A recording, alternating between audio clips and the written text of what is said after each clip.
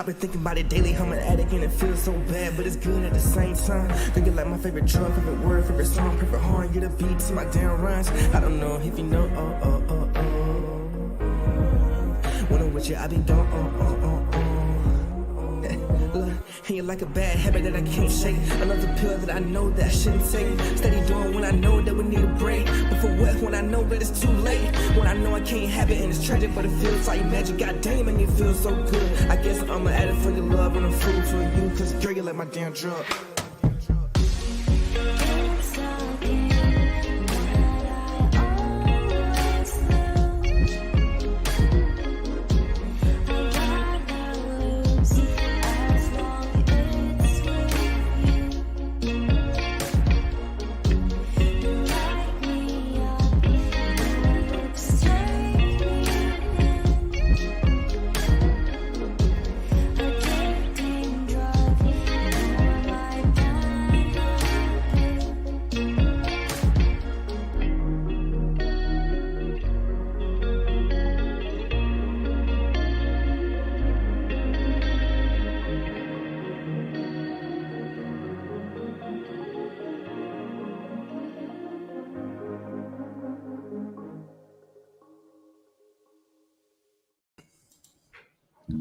Hey guys, and our legend, Kryptonian, is he just went to take a leak or something, who knows. And we got Chris Cruz here, as always. Good to have you, Chris. What's up, NR? How are you doing? Yeah, same old, brother, same old. Always a pleasure, man. How's your daughter? Doing well, man. Doing well. So far, so good. She does have to have tubes put in her ear or whatever, but she actually went to a photo shoot today. And then my oldest daughter, well, one of my older daughters, her older sister, she just started her first like paying acting job today. Oh, so that's pretty cool. Yeah. So she started that.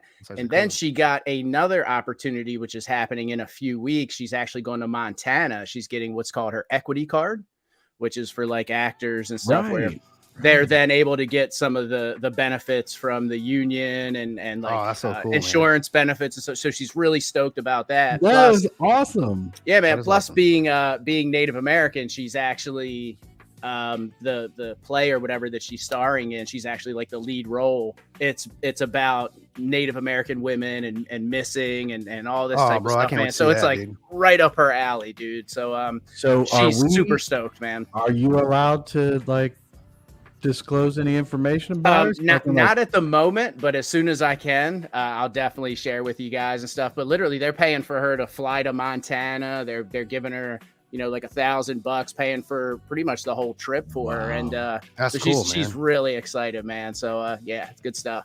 Good stuff. Now she's doing Shakespeare, which she just started, was a paid gig for Shakespeare. I can't wait to see that stuff, man. Yeah, man. So what is her goal to be in movies, or she wants to be on Broadway? So she wants to do Broadway. Of course, and musical theater is kind of what she's majoring in at NYU. But I guess if that spun into like TV and acting and all that stuff, I'm sure she would be about it. So yeah. I used to take my daughters all the time.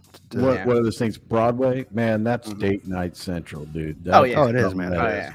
Yeah, man, that is just such a wonderful time, man. The Phantom of the Opera is like my daughter's. That's our favorite thing to do. They actually took it off production now. You can't go see it any longer. I think they had their last showing this year. That was the longest running. It was the longest running. Yeah. If you guys have not seen Phantom of the Opera, I suggest you go watch it. Obviously, you won't be able to see it live. Yeah. The music is amazing, but that's what got my daughter Aurelia Lele started in that whole music genre. Which, by the way, that's her song. As we start. Give her a follow on Spotify. Yeah, she's on there. That's cool. Awesome. That's a good story though, Kryptonian. We love that stuff, man. They would have me walking around the house singing Phantom of the Opera when they were young. Holy smokes! I need to see video of this. I need to see Kryptonian. I gotta see that, bro. I can't sing. My daughter can sing, but I can try to sing. You know what? We'll meet up. We'll get a little bit of tequila, and you'll be singing, bro. There you go. Whiskey, bro. I don't do tequila. Never. You won't drink tequila at all. Well, no, well, whiskey. I'll probably sing with. I'll do some karaoke with some whiskey. With tequila, our shirts come off, and then I'm signing autographs. Shit happens, man. So I don't like tequila. Yeah, man. I've been there, man. Tequila's mine. We were talking about it on Terry's Live with Jorge Corderone, but and we were talking about me personally, I stay away from tequila because I'm telling you what, I get arrested. There's prison time. There's all kinds of stuff. Tequila turns me in. It's like people die. Now we know how to get the secrets out of them. You know what I mean? Give them a little bit of tequila. You know. Yeah. What's up, everybody? Hey, I'm sorry I was late to the show, guys. I was just checking on my dad downstairs, but yeah. So I've been out of the mix for a few days, or for the last probably week or so. I've been under the weather. I thought I was doing well, then I kind of had a relapse, and a lot of things happening off chain. But I appreciate you guys joining us tonight. Tonight's topic is belief is the enemy of knowing. Let's talk about it, because from my understanding, there has been a lot of things that has happened. I think since last Wednesday, in the crypto space and around the world, right? And just all things together. So you guys gonna catch me up? What's going on? What's happened? What happened? So first of all, I know you earlier when we were backstage, you said you're feeling about 65%. So we do hope you're feeling better, my man. Hope you get back to 100 soon. Yeah, the last time I was on, I thought I was good. I'm about 85, and then the next day I'm like, I'm in 5 is where I'm at. But I'm about 65%, guys. You can probably hear it in my voice. And then we got Confirmant. What's up, buddy? Usually I'm talking to him on the daily, man, but I have been out of it, bro. I've been sick, man. I actually slept all day yesterday. I feel better, so hopefully I don't have a relapse, right? Because I hate being sick. So not only do I not get to hang out with you guys, even Chris is like, bro, where you at, man? I mean, I'm like, man, I'm sick, dude. I tried to leave you alone. I knew you weren't feeling well. You guys touch and go, and I appreciate it. Once I wake up, I'm like, I'm not feeling well, but this is what I love to do. I love hanging out with you guys, man. You know what? You missed something very, very important, and I have to bring it up to you because of the fact that I hope you don't mind.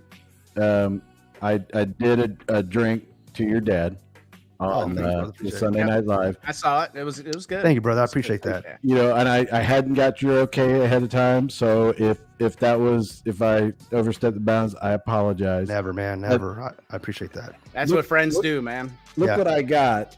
Oh, man, I can never do this camera right. But bird dog, peanut butter whiskey. Peanut butter whiskey. It's good, man. And I got my daughter saw it. She said, "Dad, peanut butter whiskey." I'm like, "Buy it now." Yeah. And so I debuted it. Give that a shot. Actually, I was streaming gaming on Saturday night, and OBZ was there, and I was talking to him about it, and I told him all about it. But then on Sunday night, Terry had not seen that stream, so I thought I let the cat out of the bag. But I told Terry about it. I said, "Look, I got this for you," and so then you missed that whole thing. So I had quite a few shots of that. And when I went to bed, I felt like I ate about a bag of Reese cups. So, well, I'll tell you, man, I really appreciate that. That just tells me that that was actually real stuff there, because that Sunday night is when I brought my dad to my house because he's now living with me. His health is still up in the air. But it was a very crazy night, man. So I actually wanted a drink and I couldn't do it because of this stuff happening. So I appreciate you doing that. And I do appreciate all the kind words. I've gotten a lot of messages and text messages, for the family and stuff. So thank you guys so much for that. Yeah. And that's what I love. That's why I had to come up here today, man. Cause I'm like, I got to hang out with my boys, man. I mean, I felt he texted me earlier and he even said that. He's like, "Man, I just need to hang out with the fellas." I'm like, "All right, let's do it then." You're like, "Are you sure, man? I mean, you're not. You tell me okay." I'm like, "Bro, I'm all right, dude. You say the word and I'll be there." You okay? You okay? Yeah. You feel a little fever? Don't you got to go chase a squirrel or something, Chris? That's an inside joke. Oh yeah.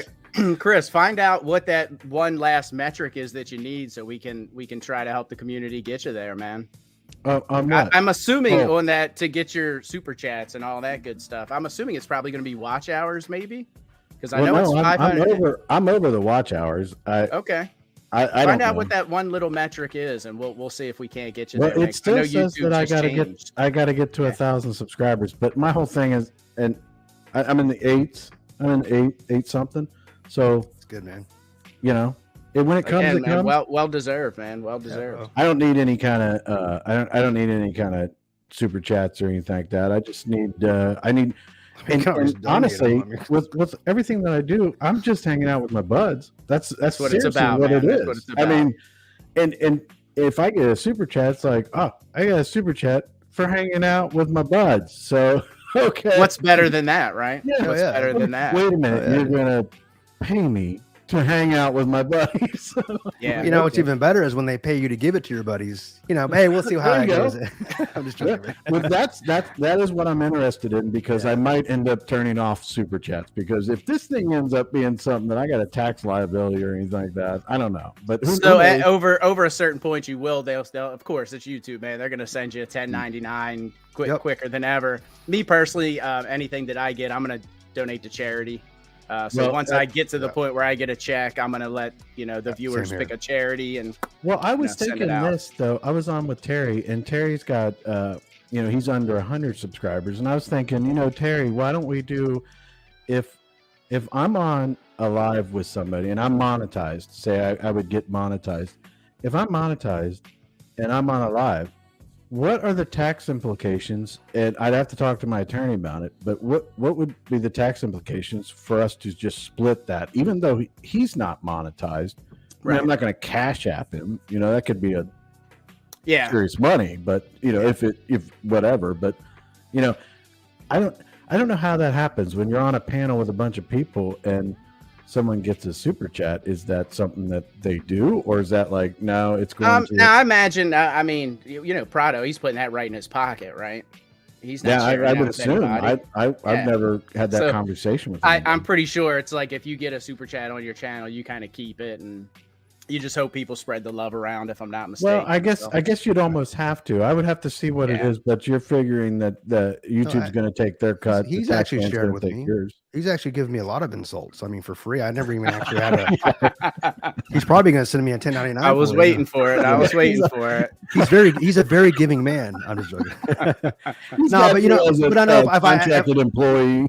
I know Prado, man. If I needed it, he'd in a heartbeat. In a heartbeat. He's getting back up there. What's he, around like 400 subscribers on his new channel? And he's working hard for it, man. And I think during the next rush here, the next run, I mean, people are probably dormant, seeing what's going on. But I think if there's another run, because he's so active.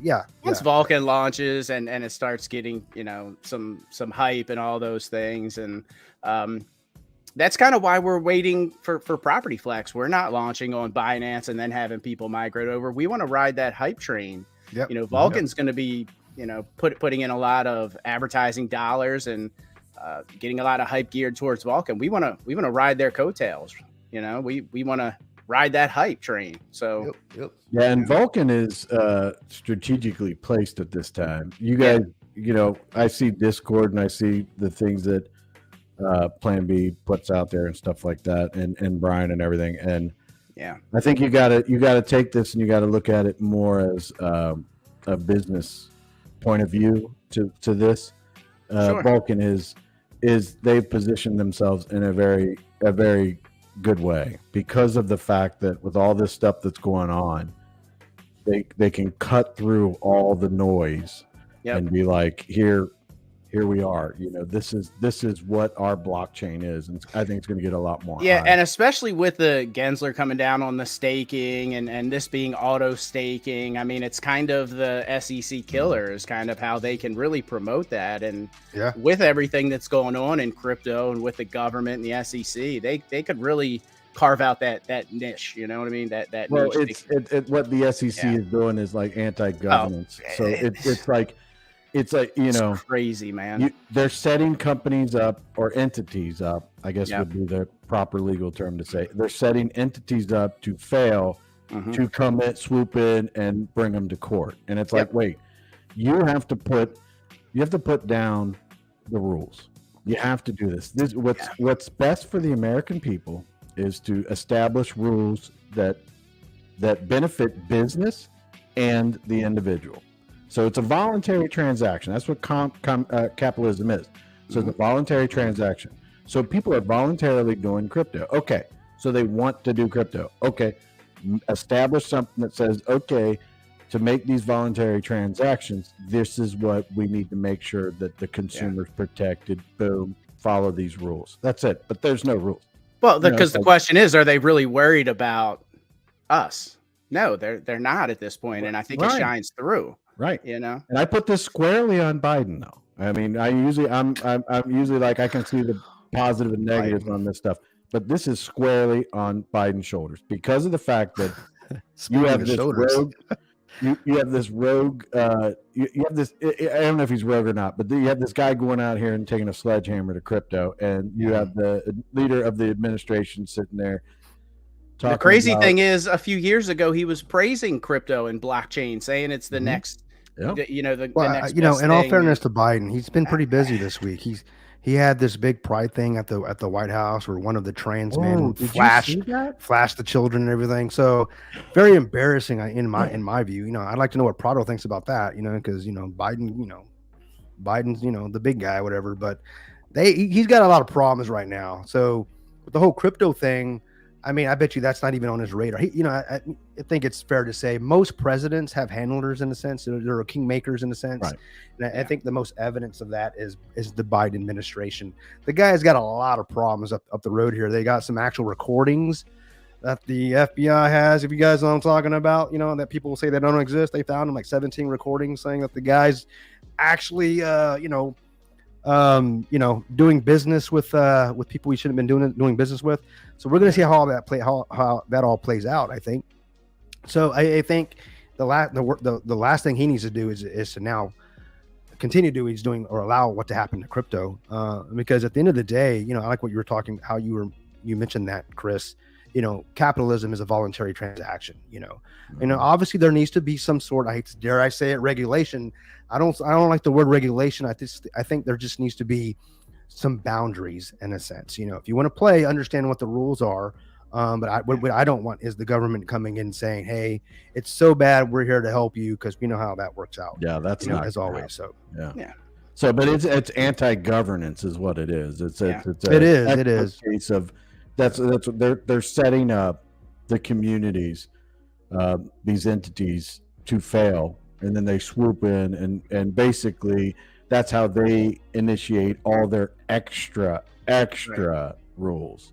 All meanwhile, while they're making money off of it on the back end, and they are. The problem is that being taxpayers, we're the stakeholders in what the SEC is doing, and I'm telling you right now, mainstream stakeholders are like, no, this is not the way we want this treated. We wouldn't want it treated in the auto industry. We wouldn't want that treated anywhere else. We would want, there's certain standards. You want to have a car that if you have an accident, it's safe, all that kind of stuff. We don't want you telling us that we got to buy a certain type of car because you forced other car companies out of the market. Right. It is similar to what they try to do to Elon Musk and Tesla. So when the stakeholders, the taxpayers see the administration invite in leading EV electrical vehicles manufacturers into the White House to have a discussion about it, and you literally do not invite the number one guy who you think of when you think of electric vehicles, like anti-governance, and have the most on the roads in the United States. I mean, come on now. Yeah, and see that kind of stuff. And I'm not saying it's all Biden; it's on Biden. But you go back through administrations; they all do it in some certain way. And I'm not saying it's 100% Biden, but like going back to what Kryptonian said, handlers. They're the ones that are setting these things up. And I mean, I don't know for sure where Biden is on some things. The same thing with Trump and everything like that and Obama. But if I was to have a group around me and I walked out to like an EV summit and I didn't see Tesla there, I mean, that might be a question. Who dropped the ball on this one? Yeah, right? Wouldn't you? Yeah. Let me think for a second. Did you guys miss this? Did you guys? You guys ever? But if you think about what was it in 2004, 2008 when they had the auto industry bailout? Yeah, where it was right where the government now owns a piece of GMC, not Ford, but GMC, Chrysler, right? To be totally fair, I think that I'm not sure if Dodge. Okay. Yeah, I'd have Dodge to check is another one. But I think Dodge didn't take anything and Ford paid it back. I know my understanding with Ford is, and I have to look more into it, but the last I checked, they weren't beholden to the government in a sense. Correct. But it could have changed, but but I know that GMC is, obviously. Yeah, right. So when I hear that the government didn't invite when they had this big expo with electric vehicles and we got a special guest here. Whoa. What's up, Sky High? Sky High, what's up, brother? But when they didn't invite Tesla, I mean, I'm thinking, well, why wouldn't the government invite Tesla? Well, because Tesla is, obviously not. I mean, it's safe to say, I'm sure they get subsidies from the government, like SpaceX does. Don't get me started on that. Point is, but I think because, you got Elon, who is just so, so anti-establishment to some degree. That it was kind of a punishment to him. But one of the things about electric vehicles, guys, what the Achilles heel is for the electric vehicles? If you think about it, the batteries. So yeah, exactly. The fact that they're electric vehicles, the electric part of it. Yeah, if you think about, let's say there's there's some sort of a city that needs to evacuate because of a storm or whatever, some catastrophe. Imagine a power outage because of a power outage, right? I mean, think about those thousands of electrical vehicles, millions of them that are probably out there in circulation now that are on the East Coast and West Coast. There's some in the Central. We laugh at them. They're cute. It's like, oh, you got one of those. It's like, to me, they're like golf carts in a sense. You got to plug them up. But I mean, what are you going to do whenever there's actual outages they have these now where the grid's shut down? What are you going to do? You're going to be looking for a freaking gas powered, a fossil fueled vehicle. So, I mean, people. They think, with they live in of EMPs. You had people looking for cars without computers. Hell yeah, man. Hell yeah. Well, I think it's even worse. Is it doesn't it? Now, I saw something recently. I watched quite a bit of it, but again, I squirrel. I got distracted. But isn't it? Don't they need to mine cobalt for the batteries? And the mining is so much. There's so much pollution from the mining, and there are kids out there, and there's like there are kids out there mining this stuff, and isn't it something that's like this is very harmful? Yeah, that's funny. Californians can't charge their cars until after dark, and because of all the power consumption during the day with the air conditioners running, and during the day you can go rob stores and not go to jail for it. It's amazing. California's amazing. I can't wait to go there. But anyways. But that sucks, man. You guys got to ration your electricity, but hey, utopia and stuff. It's amazing, right? It's getting back to the crypto stuff. It's almost like the government wants to put the U.S. behind everyone else. If they keep going the way that they're going, the U.S. is going to be behind every other country as far as crypto is concerned, and we all know it's the future.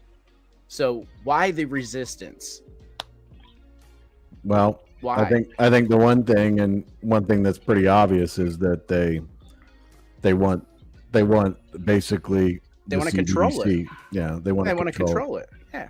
Do you guys know what Conferman is talking about? The Hinman emails? I haven't seen any. I've been out. No, the Hinman emails. It's a group of emails, or it's actually all the papers on it. It basically, he's a whistleblower that worked at the SEC, and it's a good read. I'd highly recommend checking it out. He was the chair of the SEC, and he came out against what the SEC was telling him and gave a big speech. And in the background, the other people on the SEC, the lawyers and everything, were telling him, hey, you need to shut up because the stuff that you're saying is not the law. You're confusing what securities are and all that stuff, right? And so all this stuff is being revealed that the securities, the SEC, through Hinman and everything, all they did was muddy the water to where there's no understanding what the path is to get registered, and then what is a true security and what is not. Yeah. But if you sit and like I was watching the Paul Barron Network today, right? He has a really good breakdown, shows all the emails and everything of the SEC was telling Hinman, you need to shut up because everything you're saying is absolutely wrong and it goes against what the law is. But then they turn around on the SEC website, they post everything Hinman said, and the next chair is referring everybody, well, you need to go listen to what Hinman said in his speech, as if that was what the SEC was backing up then in public, right? And all it did is created all this confusion that we're going through now. And it's all going to backfire in their face. Yeah. And they are afraid of crypto because it's the downfall of centralized banking as we know it. Yep. It is. I mean, I can send Kryptonian 50K right now if I wanted to. I don't have to use a wire service that takes forever. That I have to do let's show them real time. Do it real quick. Let's do it real quick. I'll send it back. Go ahead. But you're right, man. We can do it real time. You know, and that's what's awesome about crypto. Yep. And it's off chain, right? Mm-hmm. It's not until I off ramp it and convert it to fiat, but you know, and it's off chain, and there's not a damn thing they can do about it. They don't like to Bitcoin. Yeah. But you really want to look at what's going on. This isn't about crypto. This is about your freedom and your ability to choose, make your own decisions. They're not just going after your crypto. They're going after your free speech. They're going after your guns. They want to take every possible avenue of resistance away from the people so that they can put you under their foot and make you cooperate like they do in Venezuela, like they do in Cuba, and all these other countries.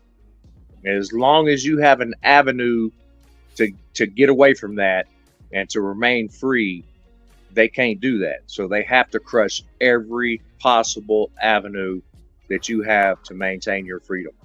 Yeah, that's what this is about. Yeah, it's kind of a three-prong attack I agree with you, Sky. It's you know, if you just look back in the last 10 years, at least it's probably the last 10 to 12 years, I've actually been paying attention as to, and I'm sure we can go back as far as way back when Chris was actually, you know, my age, way back.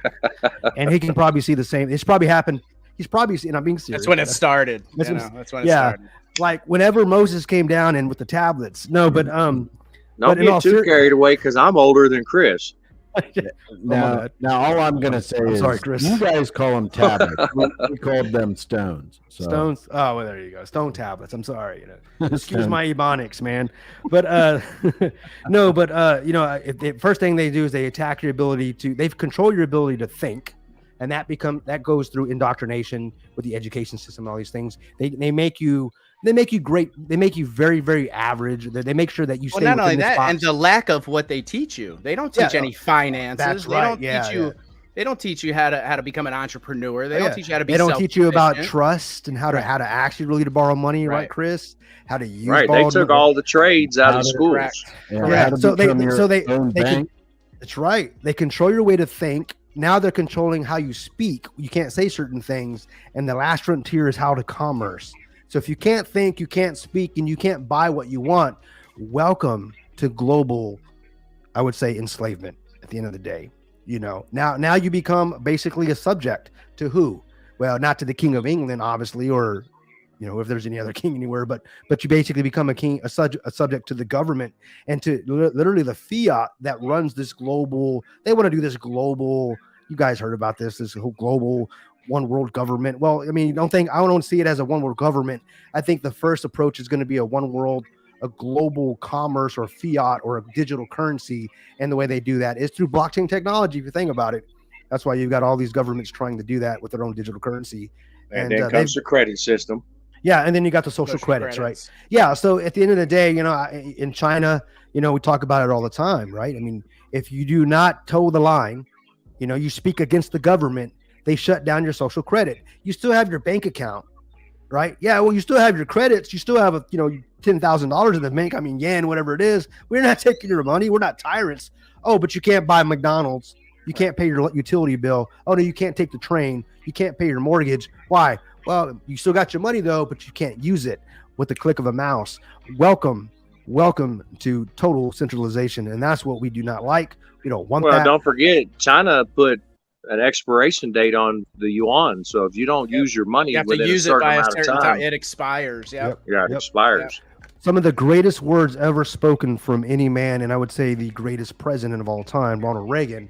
He says, "I'm from the government and I'm here to help." And actually, he said in a speech he was giving, and what he says, one of the scariest things you can ever hear is, you know, in the human language is the 9 words, I think is what he says.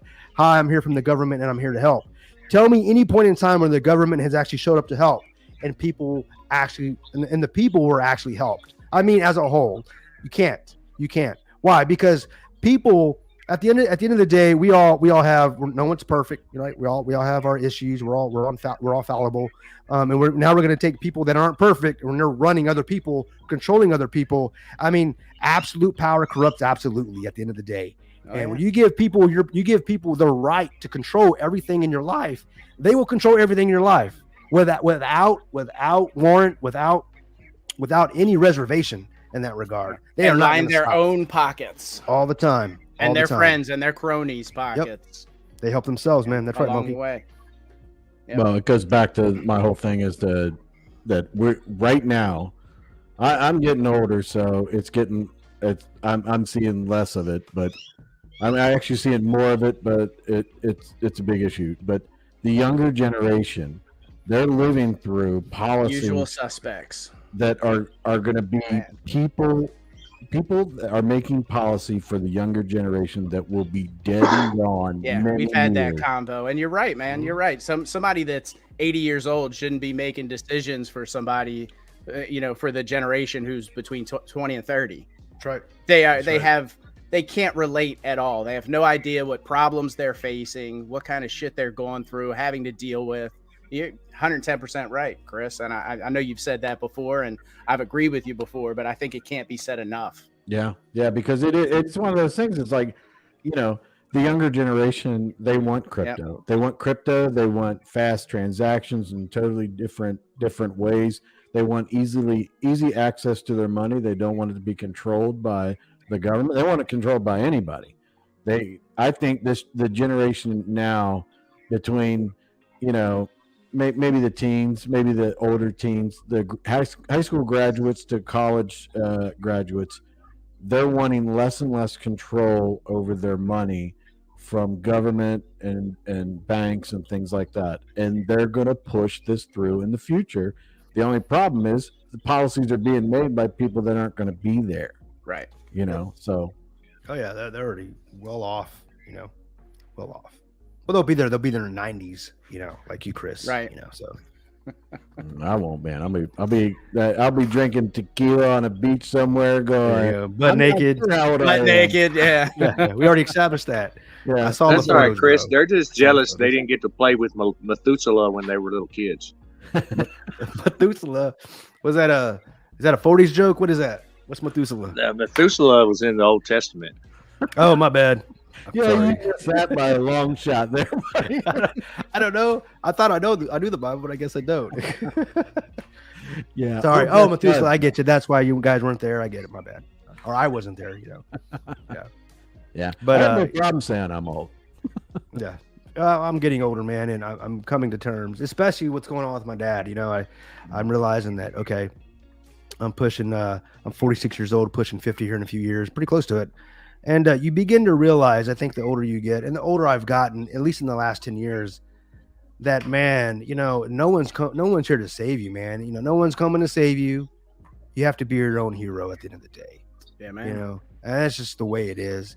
I mean, the older it gets, the more, I would say, the more serious it gets. If you're no matter what age you are, if you guys are 40 below, if you ain't got your shit together, get it together, guys. Yeah. Because no one's coming to save you. Government ain't going to save you. Your brother ain't going to save you. Don't depend on your parents. I mean, not that if they've left you something great, but I'm just saying that we are responsible for our own self, for our own, we have to be responsible, for our own lives and our own choices. And that even, especially when it comes to crypto, whenever you're getting into projects, we talk about doing your own research and only invest what you intend to lose. All that stuff is true, and it holds true till today.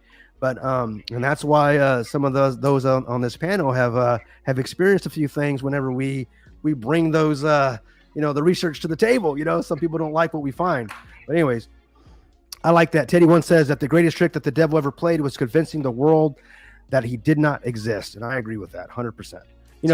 That can be interpreted in so many ways. I know how I interpret it, but the way things are playing out today, man, that is so true, man. That is so true. I can just name off a couple of things right now, things that I've seen on the news today, where that makes sense, makes a lot of sense. Well, you just got to remember that for everything the government gives you, they're going to take 3 things away from you. Ain't nothing free. Oh yeah, you're right. Ain't nothing free. Well, I think that there's I agree with Sky High. I mean, he's always got some great things to say. Oh yeah. What back to your thing, Kryptonian, is that the government says that they're here to help, and I believe in that speech, and I agree with what you're saying, but they're going to come disguised as help. And you're gonna think that they're gonna help you, but they're not gonna help you. That's the same thing like with the welfare. And most times they created the problem to begin with. Yeah, the road to hell is often paved with good. The road to hell is often paved with good intentions. Well, these aren't good intentions. Exactly. That's my point. Well, so of course, we know they're not on. Right. When you look at the result of them. Yeah, I heard Governor Newsom. He was talking. I forgot what he was in an interview, and they're basically throwing facts at. And this is the governor in California, where they pulled a video up, and they were like, "Hey, 10 years ago, you were talking about you had a 10-year plan to attack homelessness in California.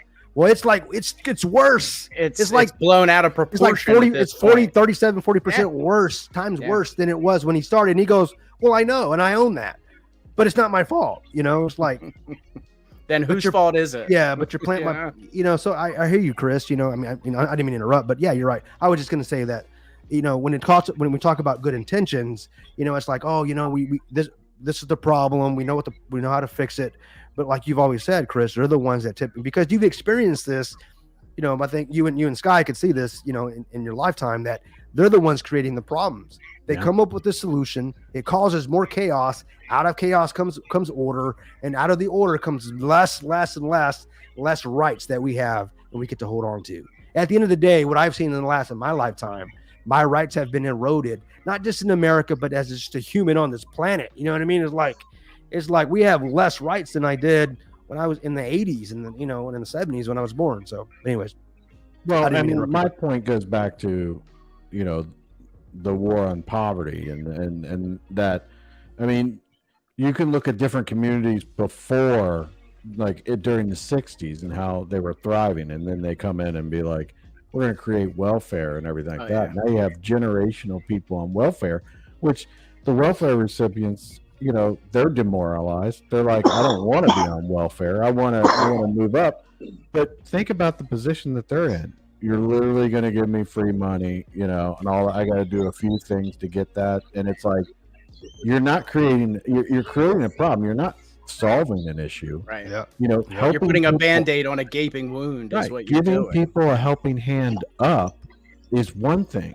Yeah. But just basically saying, and then think about the welfare recipient. They're sitting there going, okay, well, the government's giving me this money, or taking care of me, so now they're beholden to the government.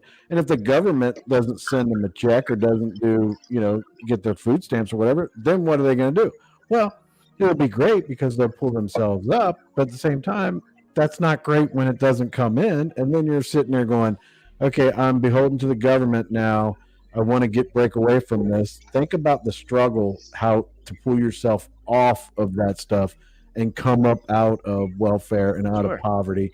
It's going to be, you have to do it yourself, but at the same time, it's like, that's even harder than, a high school graduate without a college degree and no professional training of anything. They can get that with the help of family and friends and stuff like that and work hard to it.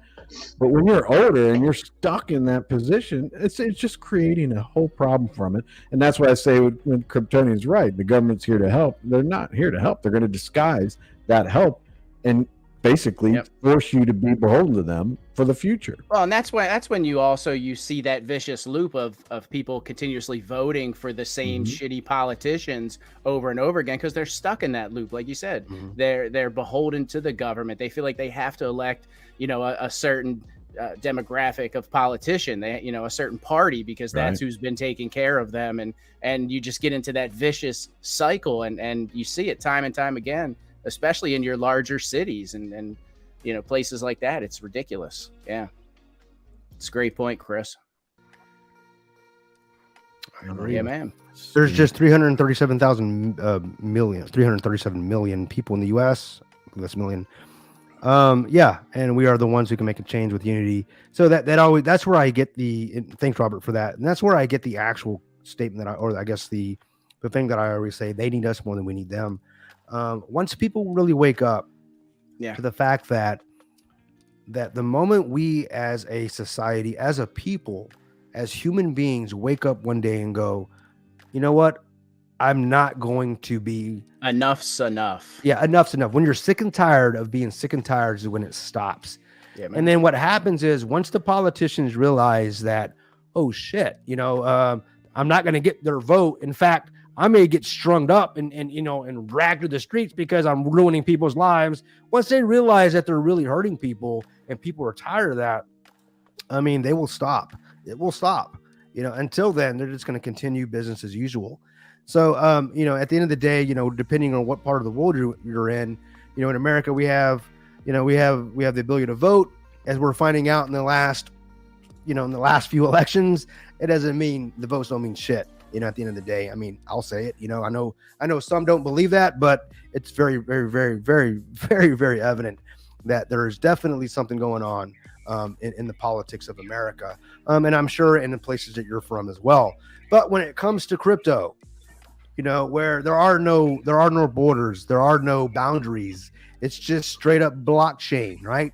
Access to the internet, you have access to blockchain. That's where I think we can really make a really positive change, and that's where I see, and that's why I say often that in my view that crypto blockchain is my final frontier. I think when we see a massive change in the world, and I think in a positive change for those that are tired of being sick and tired, I think it's going to be because of blockchain technology. I think not only are we going to have the ability to commerce if we keep it totally decentralized, but most importantly, we're going to be able to share information, encrypted information, private information, anonymous information. Like if the governments are ripping off people and there's corruption, I think we as a people can share information to protect it, you know, to finally pretty much expose that shit, you know, because we're able to commerce, or I would say communicate, because of blockchain technology. There's so much more than just, hey, let me do a trade and make some money. It's a lot more to it than just making money off of crypto. The technology is revolutionary. It's definitely something that can change the world if you really look at it from a top view perspective. It's more than just the wallet, your trust wallet, guys. Trust me. And there's going to be developers. There's going to be people. I think there's going to be just a lot of innovation that comes out of this. Things are going to be changed. You know, I think we've talked about. I've heard in many cases, like in some blockchain technology, some projects we're talking about. Imagine elections on blockchain technology. You know, oh well, that's not. It won't be anonymous. Well, it's supposed to be anonymous now. And how's that shit working out for you? Right. You know what I mean? It's all about. You know, obviously anonymous is the key, but it's more about, you know, is it secure? Can it actually be secured? And I think it can with blockchain technology. You know, and I'm looking. Then you would run into, you know, creating fake wallets, and I mean there's always going to be some kind of angle. You know what I mean? Yeah, but I get what you're saying. It's right there on the blockchain. You can't dispute. Yeah, who that vote was for. But, right. You know, I think there's always going to be that angle that somebody. Yeah, but you're right. But imagine being able to dump the ballots off of blockchain and going, yeah, I'm at 1,000 of these. And I think that's where it should go. I think that's where a lot of things should go, and I think it's going to make everyone's lives better. Just from from the medical to real estate, like we're doing, and things of that nature. So yeah. But y'all ain't looking. Y'all not looking deep enough, man. They can shut that shit down at any point in time that they want to. They control the internet. They control the power, and they can shut it down. And you really got to just kind of take a deep look at what's going on. Biden cannot win this election. He can't. I don't care if they cheat. The guy can't win. His own party's not even going to vote for him. There's only one way that the people that are pulling his strings are going to keep power, and that is through martial law. And that's what their agenda is. You got to get Republicans and Democrats at each other's throat. You got to get all those activists out in the street fighting each other. We need massive riots again. And then they're going to call in the troops. We're here to save the day, suspend the Constitution, declare martial law. And guess what? There is no election. Joe Biden stays in office. The puppets continue to pull the strings, and you don't have no rights. Not Joe Biden. What do they call that? Patricide? Is that what they call that? Patricide?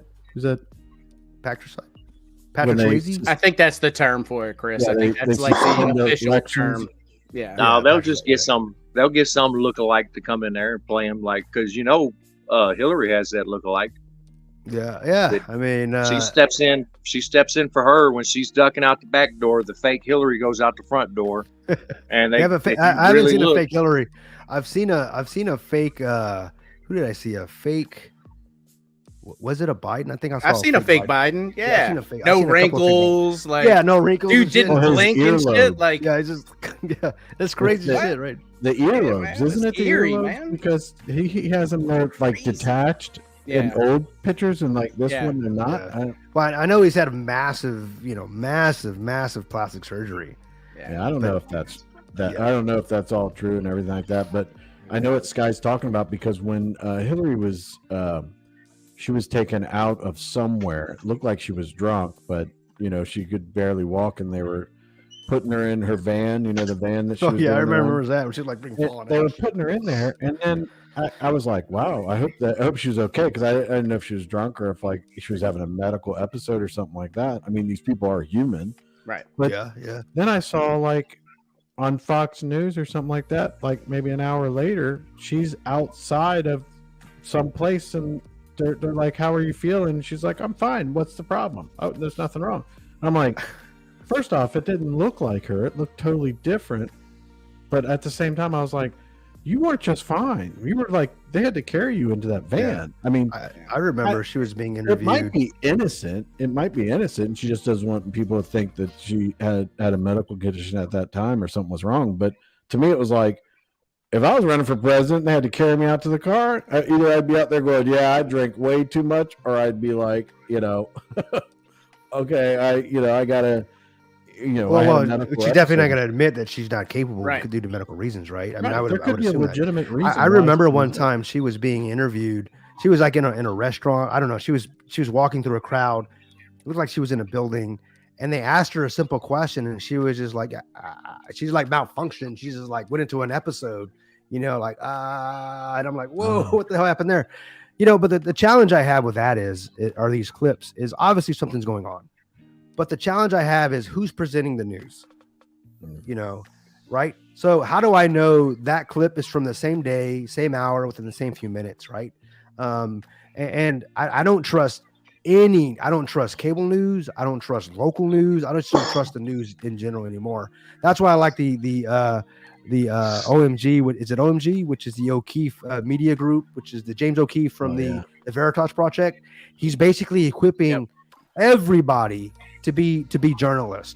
I mean, anybody can be a journalist. Anybody. Didn't he get rated? Yeah, he got Didn't rated. they get man. rated? Yeah, I think Yeah. that just Took goes to tell you right there. Took his phones and everything. Yeah. I think two of the guys did. Two of the guys got yeah. rated. What's up, Gia? He says, "Hello, Ridiculous, brothers. Greetings man. from my communist country, brother. I'm sorry, man.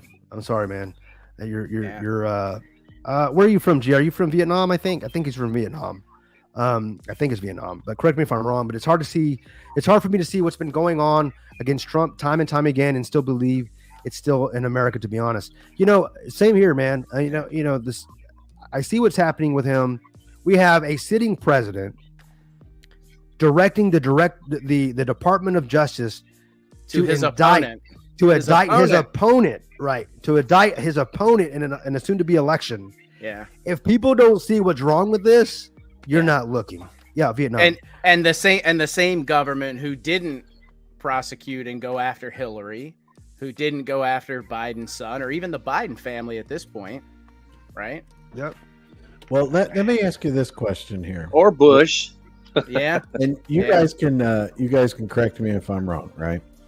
So, and I'm just politics aside and everything. like that. Wrong. You're right. Oh, You're go right, ahead. Seven. Like right now, or want to wait? So, my thing is, Trump has classified documents. Biden has classified documents. Other presidents have classified documents. Okay. Trump is being indicted on his. He was a president. Okay, this is just superficial, right? Trump was a president. He has classified documents. Biden was a vice president, has classified documents. Okay? Trump's being indicted, but Biden isn't. So dumb this down for me to understand that. Wouldn't you, if you're indicting Trump, wouldn't that be something that, and I'm not defending Trump or anything, I'm just saying, wouldn't you be also indicting Biden and then Obama if he did it? You do for one, you do for all, right? Well, you got to understand that Trump. There's a little bit of difference, though, is what my point is, that Biden was a vice president at the time. So right.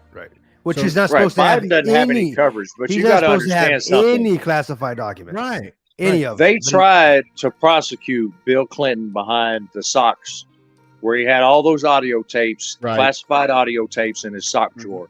And they said, and that's when they set precedent that a president. That's the precedent. That's right. Because that judge said that they couldn't do it because the president has sweeping powers to declassify anything he wants and take it any time. And the National Archives does not have any authority whatsoever to go into a president's residence and take anything or to try to declare anything that a president has as being classified. And that judge laid down all that precedent. I think it was 2010, 2012 that she did that? 2010, I think. I think it was 10. Yeah, you're it's right going to backfire on her ass because that's exactly what Trump quoted down there. And I guess, what was it, Miami when he showed back up down there? Yep. That's exactly what he quoted. Yeah. There's no way that they can prosecute him under the precedent. Yeah. And Chris, Chris, I know you gotta get out of here, man. So if you want to say any last words or anything, man, we appreciate you dropping in for the time that you did. Thanks, man. Yeah, I appreciate you guys letting me come on, and I'm glad to see everybody's doing good.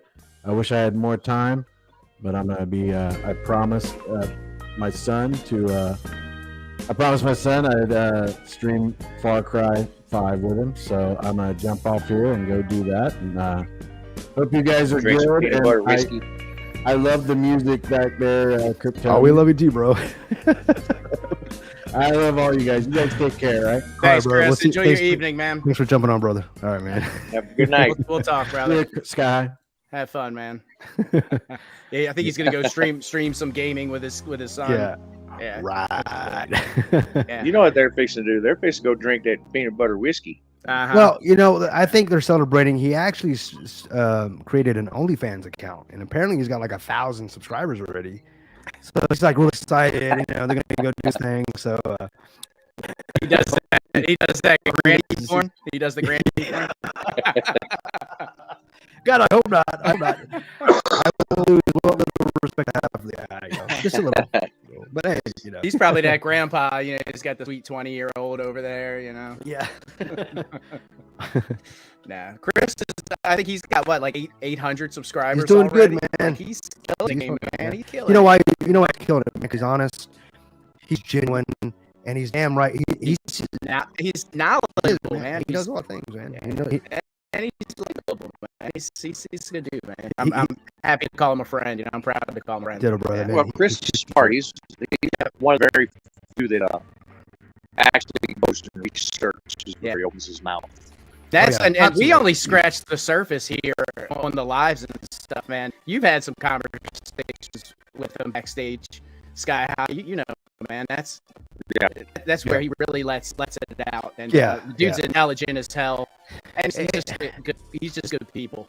And I guess the question would be, well, why don't you guys open up like we backstage? Well, because then YouTube would ban us. Yeah, there are a lot of not just YouTube either. We wouldn't be allowed in Discord in general. Yeah, pretty much. We wouldn't be allowed on social media. Yeah. So we try to keep clean, guys. But that's why we guys invite you guys to join us, man. Because you're more than welcome. Because right after we do a lot, we go backstage and we kind of talk about what things that we've discussed. We get more opinions because it's all opining, guys. It's all just our opinions in most cases. But thank you guys for throwing up Chris Cruz Live.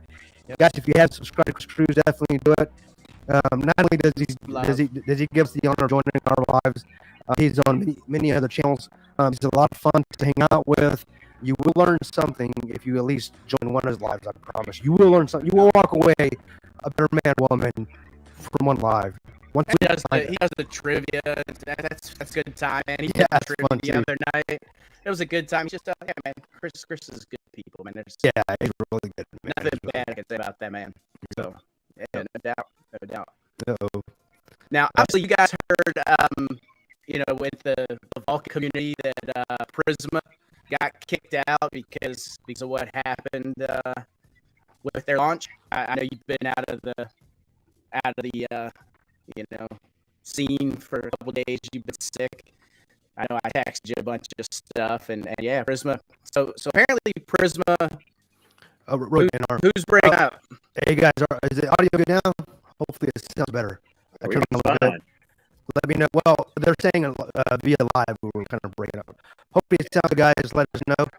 Throw something in the chat. Let us know. But before we get to the Prisma thing, Sky High, we got something from Gia. He says, how do you feel to be the champion on Auto Show? So it is fun to watch. It's fun to watch. I'll tell you one thing about it makes it fun. I feel like I'm watching a damn game. I feel like I'm about to win some money on the shows, man. It's funny. He says, breaking up. Who's breaking up? Who's breaking up? It's funny. I mean, it's fun. It's something to, break the monotony. I liked it better, though, when we started it out as it was going to be a game of what do you know about crypto? Because there's so many people in Discord that don't have a clue about what they're invested in. And I thought, if we make a crypto game where you got to answer questions about crypto, then people would start learning about blockchains and projects, and tokens and coins, investing, and all the little things about it just to try to win the competition, especially if there's a nice prize. And now it's just the champion of the day, and it has nothing to do with crypto. I mean, it's cool because it breaks monotony within the community. Everybody gets to have a little bit of fun, all that. I lost the belt today, but hey, I had it the longest out of anybody, so it still counts. Man. No, but they're good. Sounds like we're seeing a bunch of comments. You guys sound choppy. All three of us are breaking up on all channels, breaking up bad. I'm almost wondering if it's a StreamYard issue. Yep. Because I'm hearing you guys fine. My internet connection's good. You know what is, guys? We started shitting on the government. Is what happened. Yeah, right. That's exactly what it was. Yeah. There it is. Always a glitch.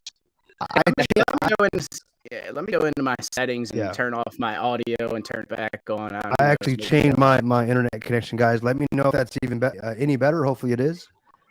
Just throw a comment in there for me, please. It'll have to be them because I hear y'all just fine. Yeah, as I said, I hear you guys fine as well. Internet connection's good. It's weird. You might have to go back and listen. But anyway, as I was saying, we started getting into the Prisma finance we said it's a little better. Time to reset your chat. Never heard it this bad. I don't know. Other than ending the broadcast and restarting, I'm not sure what we can do. How about it? Yeah, they said it's a little better.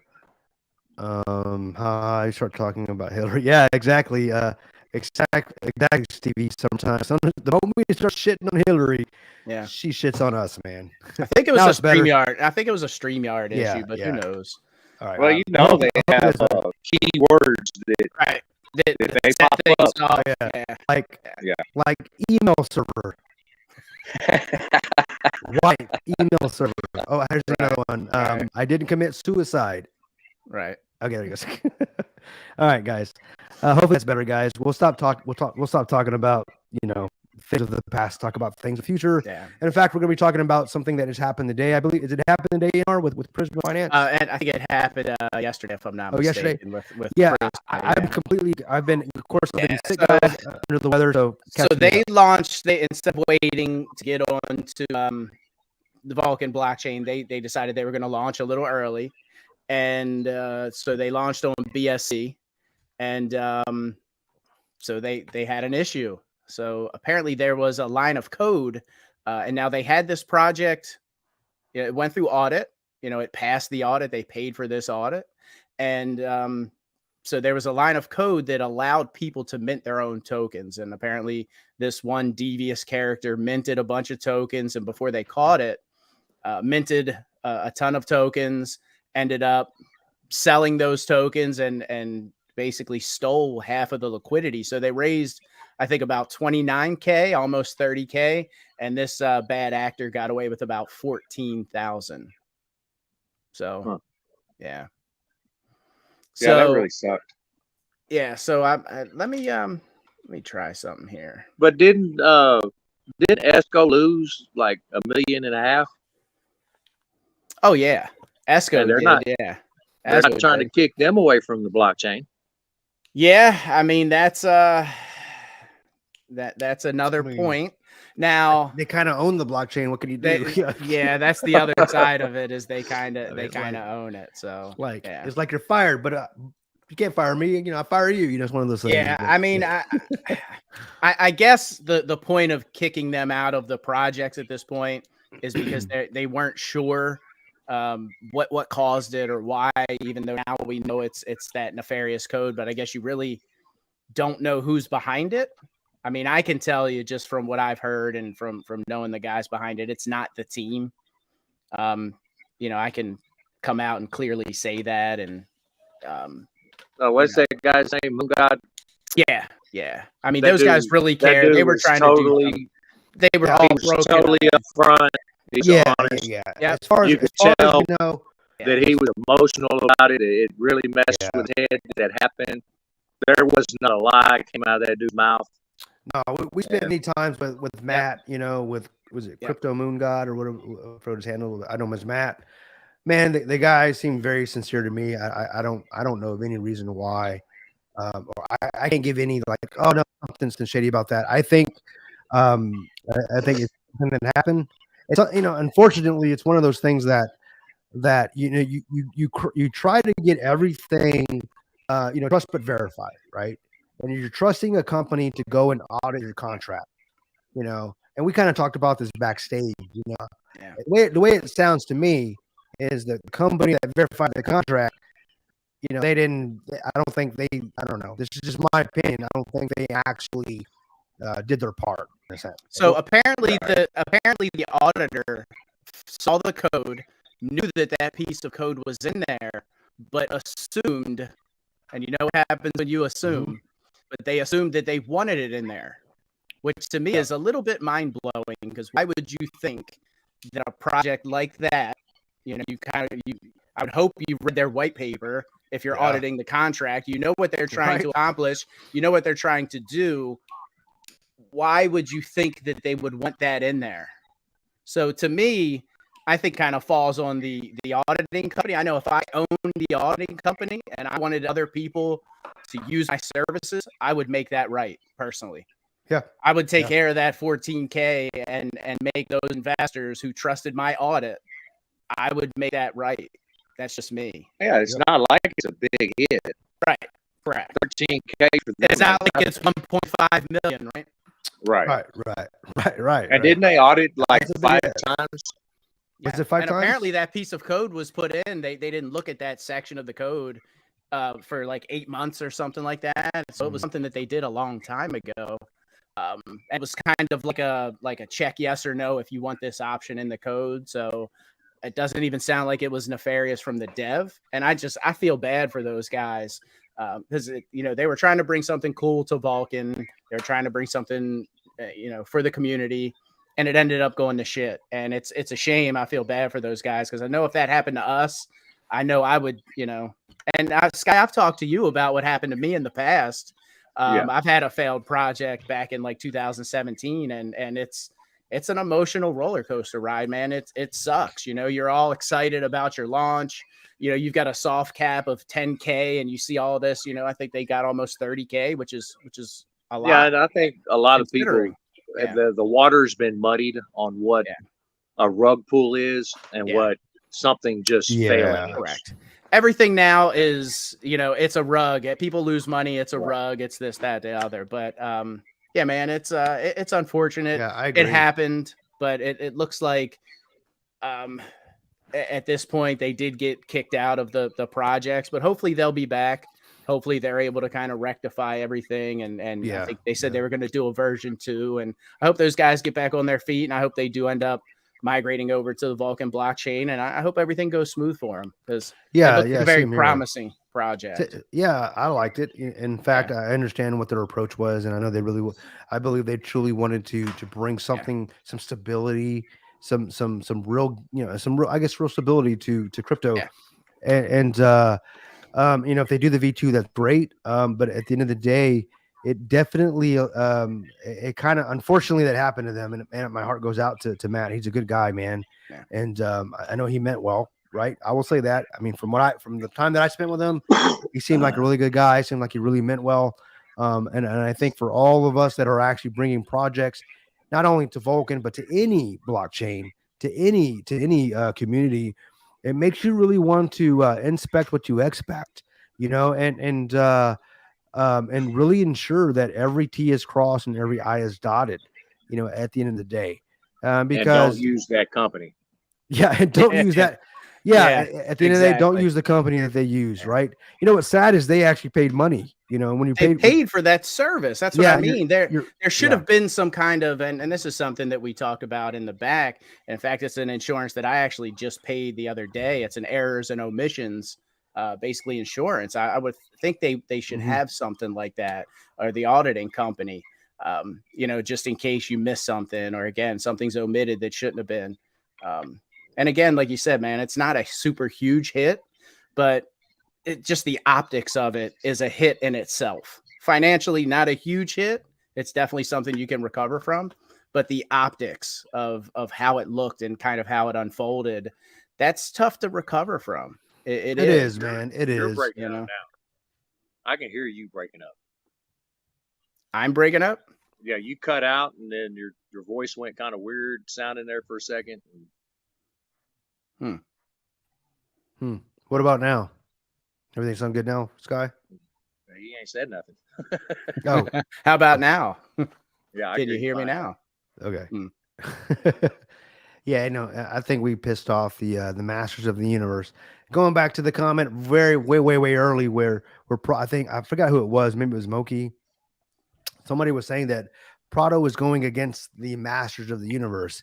And whenever you guys hear us talk about the Masters, at least for me, the Masters of the Universe or Facebook or Google, those are the guys that run social media, Instagram, Snapchat, TikTok, the Masters of the Universe. Prado is going against the Masters of the Universe, and he ain't no Skeletor, and he ain't no He-Man. So good luck with that, brother. You're up against. It's a long way up a hill, man. Up a mountain, man. I hope it works out for you, man. I mean, we all know that Prado got banned, for whatever. I mean, there was a lot of reasons why, I guess, that we're told to get, violence and all these things. The guy's loud. I mean, he and I have gotten into some discussions, but he's never threatened to kill me or anything like that. So I don't know what they're talking about, man. Yeah. So I hope it never came to fisticuffs with you guys. Yeah. No. I think the thing that they used to get him was when he went off on Lala. That was a long time ago, though. Yeah, wasn't it? All you got to do is bring that clip up, and that was pretty bad, man. Yeah, it was pretty bad. Yeah. Because she is active in multiple communities, I think. Yeah. And at the end of the day, I'm sure they're reporting him every day, all day. Yeah. At the end of the day, man. I mean, if you're pissed off at someone, I mean, at the end of the day, it was in poor taste. At the end of the day, I mean, he doesn't know her personally, so why would you say something like that? At the end of the day, But if they use that comes back to his. He's an emotional dude, right? Yeah. That's what I was saying. Today Yeah. in the Vulcan chat, about this Arvol. Yeah, we can talk. We can talk about that. How do you feel about that, Sky? I'm totally against it. What is Arvol? I don't know anything about it. So Arvol is basically, it's going to be a token that, and correct me if I'm wrong here, Sky, but I believe that they want to start kind of Arvol on, say, BSC as kind of like a preview or just another token, so they can pair it with like Esco. He wanted to pair it with Esco. Esco, right? Yeah. So another token that basically would allow you to start trading. Right. Vulcan. Trading Vol ahead of time before the blockchain with Arvol. And then when the blockchain launched, you could take your Arvol and trade them 1-for-1 for Vulcan. which in itself, it's a great idea. I mean, the dude comes up with fantastic ideas. This was proposed before. I remember months Right, ago. like 3 somebody, months ago. So trade Vulcan before it launches. Is that correct? Right. So you're going to be able to trade Vulcan or Vol. It would be a liquidity pair on with BSC. Yes, Okay. on BSC. And then once Vulcan launches, then boom, you trade 1 for 1. So, but how is that going to affect the liquidity before? Well, the liquidity was going to come from ESCO. You're going to start to build your liquidity ahead of time. Okay, And so it's not ESCO going to goes on affect the blockchain. existing liquidity that we have for Vulcan Correct. now. Okay, as long as it doesn't affect the existing liquidity, because I can imagine them trading it prematurely, right, before launch. But see, my point was this: ESCO was an ingenious idea, and we saw the possibilities that ESCO was on the first launch. Yep. Yeah, the first launch. But was there amazing, are people out there that are dedicated. I mean, they have dedicated their lives to destroying anything that Brian Legend creates. You are right there. And You're that's what they're doing. 110% correct there. Yeah. Yeah. And Yeah. the second one came out, bam. Yeah. It got hit too. I mean, you're right. You're right, Sky. I mean, you're right, Sky. I mean, they definitely. I mean, we let's be honest. You know, he's got quite the following. He's got quite the following, both on the negative and the positive, and the negative are just as is just as impactful as they are as a positive are. So he's got 50-50 coming at him, or 100 coming at him from both angles. So I mean, he is a target either way you look at it, man. So but you know, some of them have went from just exposing what they perceive to be the truth, whether they're right or wrong. I'm not going to say they're wrong. I'm not going to say they're right. Right. Mm-hmm. They've went farther. They dedicated Agreed. their lives to destroying anything Brian Legend does. Yeah, I get what you're saying. If you come out with this RVOL token and it flops, just like ESCO flopped, it's going to reflect badly on the blockchain. I agree. I mean, I agree. Anything. Yeah. Yeah. No, you're 100% right. We don't need any more negativity. I know a lot of people said the ESCO launch and the way that it went could definitely look bad as far as Vulcan's concerned. I don't necessarily think so, because it was his, a separate project. I mean, we're hoping that it doesn't reflect badly on Vulcan. I don't personally think it will. I personally don't think so either. How is I could see how is ESCO doing right now? Is it last I checked earlier, it was at like the low 200s. That was when I checked earlier. Every time it gets up to like close to $500, the bots just eat everything up. Yeah, I've heard that the bots are just, every time there's a pump, there's a dump, man. It's the bots dumping. I mean, it is what it is. That's kind of crypto, though, right? I mean, that's unfortunately that's everything that's trading out there. The only way to beat the bots is to be a bot, really, at the end of the day, or build your own, right? Yeah, or build your own, right? Yeah. I'm actually taking a course now on how to build your own bot. Oh yeah, well, you could share, brother. I know I've been sick, man. I'll give you the login and stuff. Let's do it, man. Hell yeah. I'll share it with you. Let's do it together, brother. 100%, man. Yeah. Let's take that hit together, bro. I'm down. I'm down, dude. 50-50, man. That's how we do it, bro. What is Terry A saying? He says they could give us GVOL to trade instead. Yeah, they could, but they can't, because GVOL's going to be on the Vulcan blockchain, if I'm not mistaken. So it's going to be a coin. Token. Yeah, that's the voting token for governance. So yeah, and Moki's correct. Brian is the face of it all. Can't change that, and he's right. Whether Brian likes it or not, man, he's people either love. Yeah, he's Vulcan. Either people love him or they hate him. And I think he's got an equal share from both sides. I agree. So he's in a tough spot, man. He seems like one of those guys, and I have a few friends this way. You either like him or you hate him. There's no in between. Right? There is no in between, man. There's a couple people that I know that are that way. He seems to be one of those guys. Yeah, you either like him or you don't. Yeah, there's no in between. Like, he's all right. Nah, I feel for him, man. I feel for him because he wakes up, he's got enemies, he goes to bed, he's got people that love him, man. And it's like at the end of the day, it's like he can't please everyone at the end of the day. There's nothing. I don't think there's anything he can do that's going to make 100% of the people happy at the end of the day. But he's going to make. But there's something he can do. He can he can piss off 100% of the people. You know what I mean? But then they love him the next day. But at the end of the day, it's tough, man, to be in that situation. I'm glad I'm not in that situation. And I know there was some talk about now third quarter, and I know that myself. I know Kryptonian can speak on this, and myself, because we're building a blockchain with Prism. Yep. If they even launch Vulcan in quarter 4, I'm still impressed, because we've seen what it takes to build a blockchain behind the scenes, and it's not easy, ladies and gentlemen. It's not easy, guys. Even if they get this thing out in quarter 4, I'll still be impressed. Yeah, and we're not saying quarter 4, guys. We're not saying we want quarter 4, right? But we completely understand. Yeah. We completely understand. And because you're right, we understand the challenges, and there's a lot of logistics that are happening, on the backside of things that you guys don't. And if you change one thing, it changes everything. Yeah, it changes all the way up. And they still have their audits to go through. Exactly, and they're still there. I know was it Plan B was talking about agreements with centralized exchanges, and there's still a lot that still needs to go into it. So.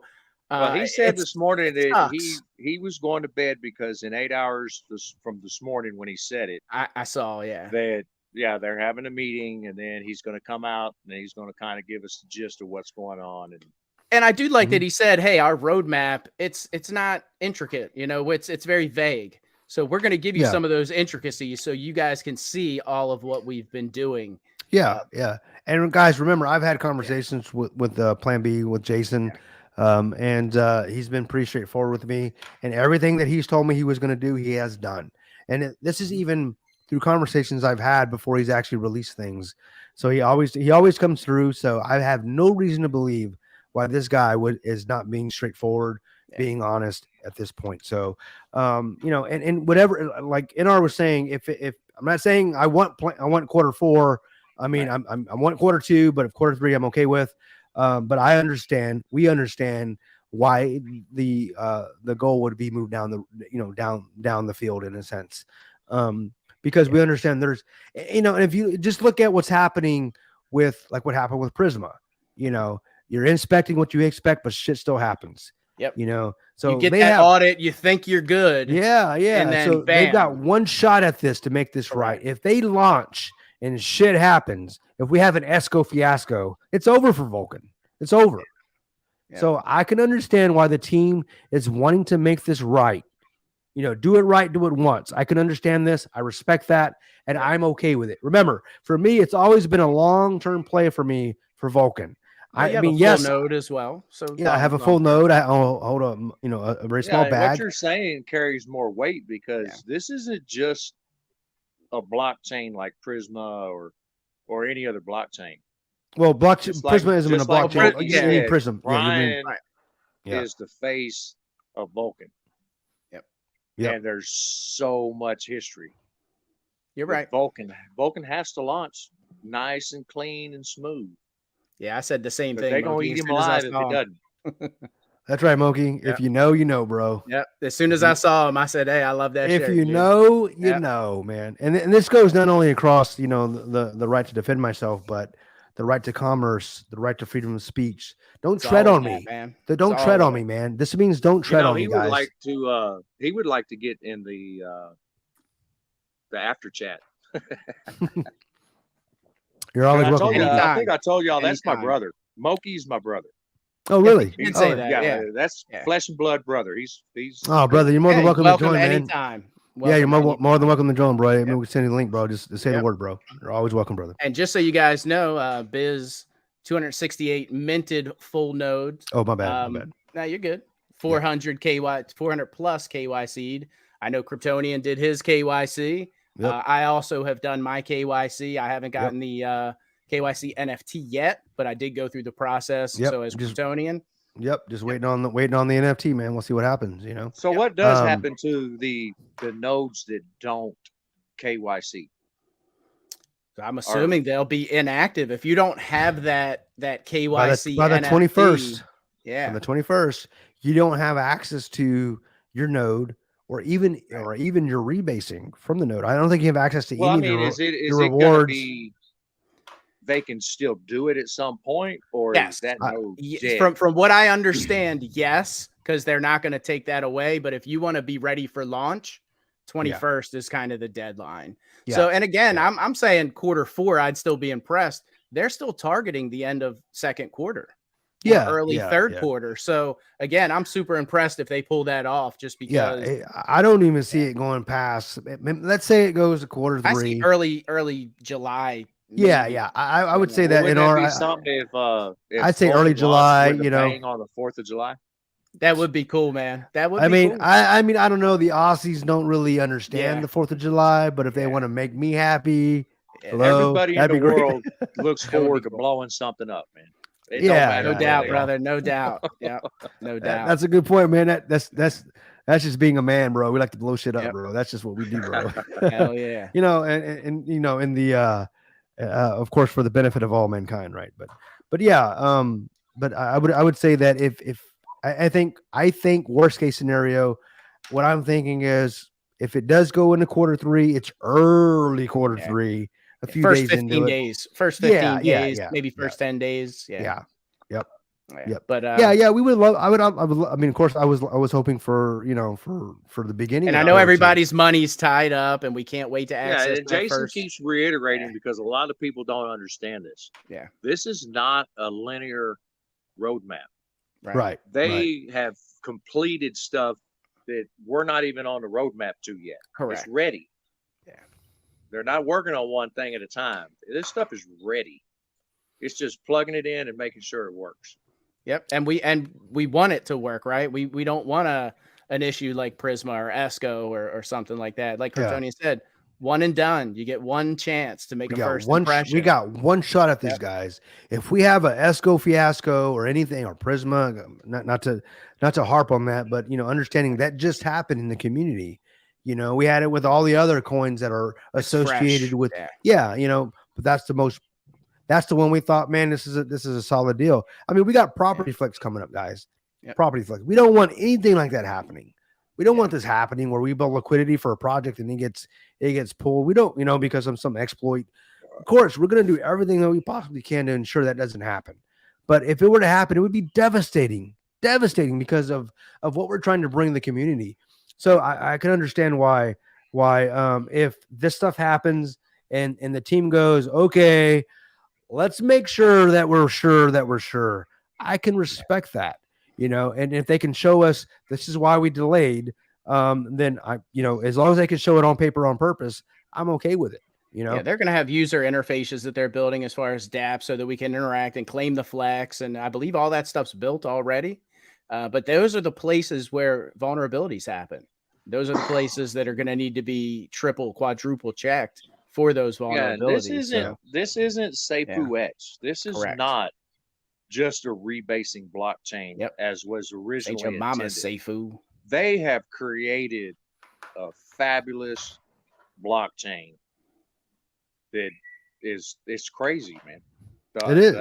I think if it's successful.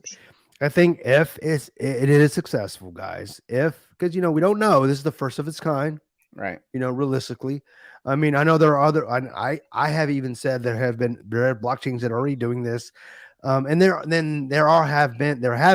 would say this, and to clarify that statement, there have been blockchains that can do this, but they don't because it just doesn't seem feasible. But I think the Vulcan blockchain and what the team is doing, they're showing how it's feasible and how it makes sense and how it can work long term. So that's what I'm excited about. So at the end of the day, if they can make this happen, without a hitch, I think this is going to be something very special. And that's why we want to bring Property Flex to this thing. And we've even talked about doing what some of these other guys did and launching early on BSC. And saying, hey, let's build our liquidity. Let's get a mint going out there so we can start looking at properties and get a head start on this.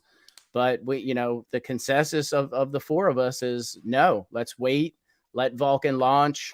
And part of it is because they're going to spend a bunch of money on advertising, right? So we're going to kind of ride that wave, that hype train that Vulcan's going to build. But we want to launch on Vulcan. So we're going to wait for it. We don't want something like that to happen. That's right. That's right. 100%. And we also built in the safety net aspect, so that if there is some volatility in the crypto market, investors' money safe. Guys, definitely check it out if you guys are interested. Propertyflex.io. Check out the light paper. Our Discord's up. Link to the Discord's on the website as well. Come on in. Got a few mods. I think Triple Moon just signed up as a mod today. Hell yeah. That's actually why I reached out to her, Sky, because I wanted her to be a mod in the Discord. Yeah, we got a couple of mods. We got Biz Entertainment. Yep. We've got Monkey Girl. Chris Cruzy. From my beloved community, the TCL community, right? Yeah, man. And we've got Chris Cruz, right? He's the head moderator, which all that means, guys, is that he's got more gray hair. That's all that means. He's a lot older. I mean, y'all offered me a moderator's spot. I did, man. I did offer you if you wanted to. I appreciate your trust and everything. I spend more time on YouTube watching the congressional hearings about crypto, listening to the breakdowns about what's going on with crypto, all the latest stuff about crypto, because it's affecting my investment. So makes sense. Yeah. So you're staying informed. That makes sense. Yeah, and we appreciate that, Sky, because when you actually jump into the comments and you jump on a live whenever you have time, when time permits, you're actually bringing real conversations, I would say the consensus of what's happening in the crypto space. So now your opinion is valid. And, and the reason why I even offered to have you a moderator, man, because, we're a part of a lot of Discords, you and I collectively, but we know when there's just there's smoke and there's fire at the end of the day. So I appreciate at the end of the day, man, you at the end of the day, you want to get down to the truth. You want to get down to what's best for the communities. And that's why we offer that out to you, man. So I appreciate you, but continue to do what you're doing. We know that when you're coming into our chats and onto the lives, if time permits, that you're bringing, hey man, I've been watching what's going on in Congress. You're bringing real information. Yeah, man. You're not just to guys who don't stay up on it all the time. Right. And we appreciate that. Yeah. Right. At the end of the day, there's people that get to jump on the lives that don't really know what's going on, man. But you're bringing in, hey man, I just heard this senator say this. I just heard this director of this say that, which people don't even get to really hear about until you bring it to the stage, man. So we appreciate you, man. 100%. Yep. And Biz Entertainment, man, thank you for dropping that link. Propertyflex.io. It's still happening, guys. Propertyflex.io. If you're not a part of our Discord, join the Discord. We still have Milky, we still have Crypto Legend, NR, and myself. We're still super excited about this project. It's still happening, and we cannot wait to make this happen for you guys. Yeah, I mean, if y'all are so willing to throw your money into these other things and you're losing your money, Property Flex is the real shit.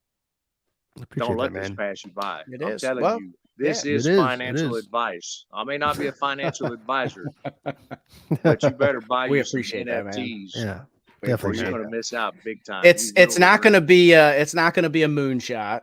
You're not going to make a 10,000 gain on your money, but you're going to get constant, steady returns on your money. It's going to be backed by real world assets.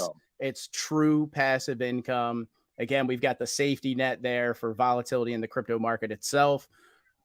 We're looking out for our investors. And, I think, Kryptonian and I, we bring, what we bring to the table. But the other two guys on our team, they are real estate professionals. This is what they do for a living. This is what they've been doing. Between the two of them, over $250 million in real estate transactions, where I'm sitting there, like 20, 30 million, something like that. These guys are in the $250 million between the two of them. They know what they're doing. 1 to 10 million. Yeah. So it goes They up, know guys. what they're doing. They're great at what they do. And you're going to get some education along with it. And that's so if you were looking to get into the real estate space, learn from those guys, learn from two of the best. And that's the free bonus. Don't be late. Oh yeah.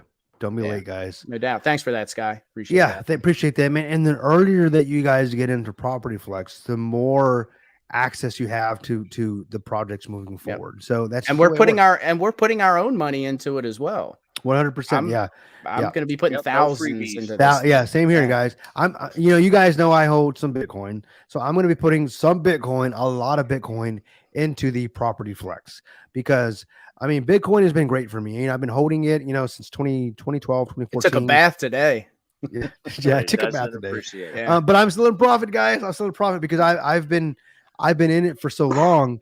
I've been dollar cost averaging, but I'm ready to put my Bitcoin into something that's actually tied to real world assets, to dirt that God ain't making no more of. There's only so much dirt. He ain't making no more of it. And there's a way to monetize it. And that's why I like Property Flex. So I'm going to be putting some of my Bitcoin into my dirt, into Property Flex, which to me, I know it sounds kind of bad, but dirt, right? And I see the benefits of this. I see the absolute, just the way I'm going to be able to maximize ongoing profit in this. And again, like as Inar said, this isn't a moonshot, but this is definitely a stair up to the moon, a staircase in a way. You know, it's I wouldn't even say it's it's definitely not a moonshot, because unless I throw tons and tons, hundreds of thousands of dollars in this, but most of your real estate, if you do it on your own, isn't a moonshot. No, it's not. It's a gradual path to wealth. It's gradual, but over time. Correct. Right. And over multiple when done properly, over time, one investment isn't a moonshot. It's the fastest way to wealth. It is not one, but 2 to 10 to 20 to 30. And before you know it, you've got this just passive income coming in. And you take that passive income directions. Yeah, from all different projects that are tied to different properties, whatever, different assets. And then you can split your NFTs between rentals and then developments, right? Yes, correct. Absolutely. Yep. You got multiple streams of income coming in towards your wallets, right? And then you can take that and do whatever you want with it. You can put it into, you can convert it to fiat, put it into stocks. You can convert it to cash. You can take it and put it into Bitcoin, put it into other projects. The sky is the limit. You know, the sky is the limit. And that's the goal here, guys. We want to create multiple streams of income from different assets, different passive income. You know, it's all about passive income, multiple streams of income. That's where real wealth is built over time. Right. Not one. It's not talking about. It's not about winning the lottery, hitting that one Shiba Inu, coin, token, and you make millions of dollars. It's what about 20? Right. It's not about when. It's not about winning Lambo. It's more about how, if I can take one opportunity and convert it to multiple opportunities. That's where real wealth is built. At the end of the day, you can talk to any multi-millionaire, a billionaire. They have their money making money for them at the end of the day, continuously. Yep. That's where you build legacies, and that's where we're trying to start. We're trying to build I guess we're trying to lay a foundation for everybody, at least in the crypto world, Vulcan in particular, where this can be a start of multiple streams of income. I think that can build multiple streams of passive income, obviously. Yeah. And you can do so many things with that, at the end of the day. Hopefully you can. Go ahead. Sky, I had a question for you, Sky. I saw earlier your brother said he was scammed. What happened to him? He said right before. Well, he was supposed to get whitelisted for one of the light nodes. Okay. Or the full nodes. Well, because I know he wanted to buy a full node too, but I know he was supposed to be whitelisted. He met all the requirements and everything, and for some reason they didn't have him whitelisted. Yeah, I know there were some people that coming up to the node purchase, they had to reach out to Elliot because their wallet. In fact, I was one of those people. I was supposed to be whitelisted, and I had to reach out to Elliot, and he had to do his thing on the back end. I think that happened to quite a few people. Well, he reached out, and actually Brian referred him to Elliot. And then he got in touch with Elliot, and they were working on it. And somebody came in and pretended to be a developer, knew everything. Everything was done professionally. They looked like they belonged. They knew the conference was going on, and he believed them. And they told him that it's kind of hard not to at that point. Was they needed access to the keys, like the seed phrase and he was at first he was just like, I know better, man. I just fucking know better. But they sold it. Yeah, because they're not going to give up. They keep on pushing you You got to do it quick. Yeah, and then you need to make a split-second decision. Do I or do I lose my, do I lose my whitelist spot and all that? Yeah, I mean, I could see that. I'm sorry that happened to him. Yeah, because he was making a shit ton of money with Seifu. Yeah, and lost it just that fast. I mean, when everybody sits there and talks about, oh, I didn't make a fucking penny from Seifu and I was in it from day one and I never sold. Well, that's your fucking fault, man. That shit went up to $300 fucking dollars. You were rebasing your entire bag every 35 days. It was doubling. There was no reason not to take profit. Well, you know what that reason is, Sky?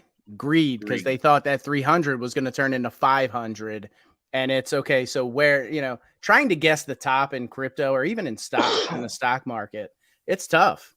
I mean, so that's why you need to go in with a plan and say, okay, if I at least double my money, I'm going to sell and then play with house money. So so his story is a little more, it's a little that he knows more of the details than I do because he lived it. Yeah, that's shitty though. I was curious. I saw him mention that. I got the retelling of it. You know how the retelling is. We don't quite grasp every point that was made. I'm sure that is shitty. That's super shitty. So sorry that happened to him, man. Yeah, I mean, it sucks. Well, I don't click on nothing. Yeah, I don't accept airdrops. Yeah, that's something. Request me on there. I delete your ass and block you. Yeah, the funny thing is, if you ever go onto like BSC and look at all the coins in your wallet, how many scam coins are just airdropped to you, and you're like, I was just looking at that. I was just looking at that. I got all kinds of funny, man. Yeah, man, it's funny, and like there'll be some they'll name after a legit coin, and you're like, where the hell did I get 1,000 of those from? And, let me go claim it. No, don't do that, guys. Always look. Never do that. Yeah, always look at your contract addresses and all that stuff, man. You won a prize that you never entered the contest. Yeah. So the rule of thumb, guys, or the moral of that story is, if you check your wallet and you all of a sudden you see all kinds of airdrops, do not claim them. Okay. Do not interact with it. It's going to be a honeypot. Or something. It's just and you're giving them access. You're giving them access to your wallets, and they can clear your wallet out. Once you interact with that contract, you're screwed. Yep. Yeah, and he the good thing, the silver lining to it was he had drip, he had the garden, right, and he was making quite a bit with that, and so he got in touch with this guy named Sasha on Telegram, and Sasha was able to make a bot. They went in there and was able to pull his earnings and stuff from there and block the other bot that was inside of his wallet. Okay, so that's good. That's good news. Wow. At least you were kind of able to circumvent the scammer a little bit, so that's good news. Right. And I like hearing that stuff. For these people that are talking about that their wallet it's got a bot in it that they sacrificed with, that guy can do the same thing for that too. Yeah. He can make a bot that will allow you to get the BNB in there to make the transaction to claim your Vulcan, and then instantly transfer it to a new wallet. And who was that? Because I think like Ashley over here, she didn't have it happen, but there was somebody else in the community on that Telegram. Had it it's Sasha Lotf LOTF. Okay. And or Sasha 3333. Yeah. And Ashley's right. Revoke permissions for everything. Yeah. Yes. Yep. I always after I'm man. done doing anything in my wallet, I automatically go over and disconnect from all sites. Me too. And I've seen I got into that habit because I went in one time and I accessed my wallet like 2 weeks later, and I'm like, oh shit, I'm still connected to this like 2 weeks later. I'm like, that's not good. So I started to get into that habit. Yeah. And just if anybody out there is interested or knows anyone interested, I do have a full node for sale and some light nodes. So I've got about 7 light nodes for sale. If anybody is interested in a Vulcan full node or light nodes, reach out to me. I can make that happen for you. Indeed. Yeah, I don't have time to mess with that stuff. I hear you, brother. Wow. So Moki said that he lost tens of thousands. Man, I don't even know how you have time with you got 5 daughters? Yep, 5 daughters. How the hell do you have time to do anything? I got one. I don't, man. And they're busy as hell too. Like my 4-year-old, she takes, taekwondo and jazz dance and this dance and that dance. And hey, my brother just posted that guy's contact in the cool. Yeah, stay away from this guy. Well, no, that's the guy that helped him out and made the bot so that he could get his drip earnings before the scammer. Yeah. Oh, okay. Right. Okay. Yeah. So he's a good dude. Yeah. This is a good guy. He's one of the good ones. One of the good ones right there. So that's awesome. If he can help you out, he'll help you out. Yeah. He charges a little bit. Don't get it twisted. That's his thing. Well, nothing in life free, right? That's right. And if you're paying a service, he's providing a service. Yeah. If you're paying a pretty penny, you should be getting a pretty product, man, at the end of the day, right? So, agreed. Anything free is you deserve to be ripped off at the end of the day, man. I mean, it's for free, right? So, so hopefully, that's right. That's right. Nothing is for free, guys. We all have life energy to spend, and everybody should be worth their grain of salt, right? So it says that Stevie Summertime says that he's actually kind of interested. Reach out to me on Discord, Stevie. Yep. We can talk, and I'll Teddy bought some. I see Teddy there too. He said he's wanting another one. So I did a transaction for Teddy. So isn't there some news on some light nodes? I know Nick, I think, put a video out a few days ago about some light nodes. So what's the actual news on light nodes? So I know that the last that I heard, they're kind of making it almost like a web browser extension is kind of what they're trying to do. So I don't even think you're going to need a virtual machine for the light nodes, which is really going to help light node owners make money, so they won't have to pay for that virtual machine. Wow, you did that wrong, Yar. Yeah. You were supposed to tell him when's he going to go read announcements. So let me get this straight. So you don't need a VR, you don't need a VM, supposedly, and I could be wrong, but that's how I took. That's actually pretty interesting, because there's no cost to actually running a light node. Then, I mean, well, light nodes are just validators, right? Yep. Yeah. I mean, that's actually pretty cool. Actually, I can see where there's no cost to it, but you can still make some rewards or some sort of revenue. And they're still going to be around for the next 20 years. I mean, hell, even $10 a day for the next 20 years. It's positive. That's right? a positive, guys. That's a positive, man. No, they're going to make more than that.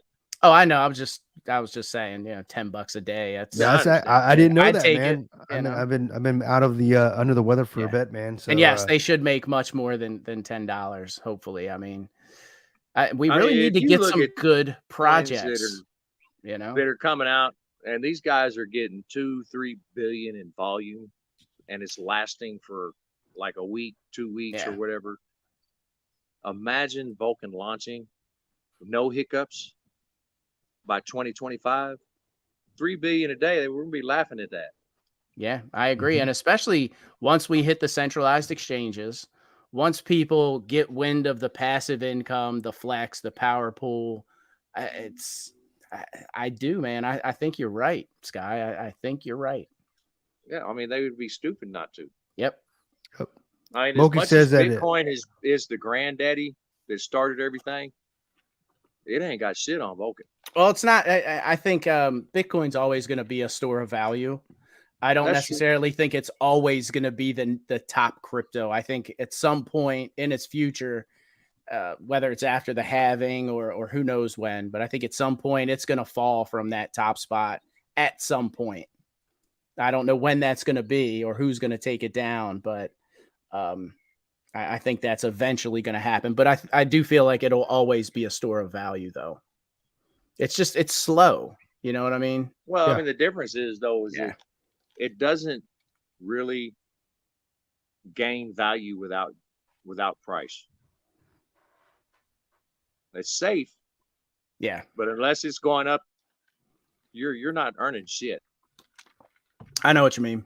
Yeah. I think it got down around like 25 today. Yeah. That's not only going to be the first rebasing blockchain, but it's the first one that's going to share its daily volume profits with its investors. Yeah. Yeah, it's going to be pretty cool, man. It's like I personally, I can't wait for the centralized exchanges. I think that's going to be that's going to be the next big step for Vulcan after launch, is going to be the centralized exchanges, because it's going to get introduced to a whole new audience of people. They're going to be able to see what it is, what it's about, and I think it's going to explode from there. Did you see my brother's comment? Full node, but they were going for 20. Unfortunately, no, especially not with Seifu price right now.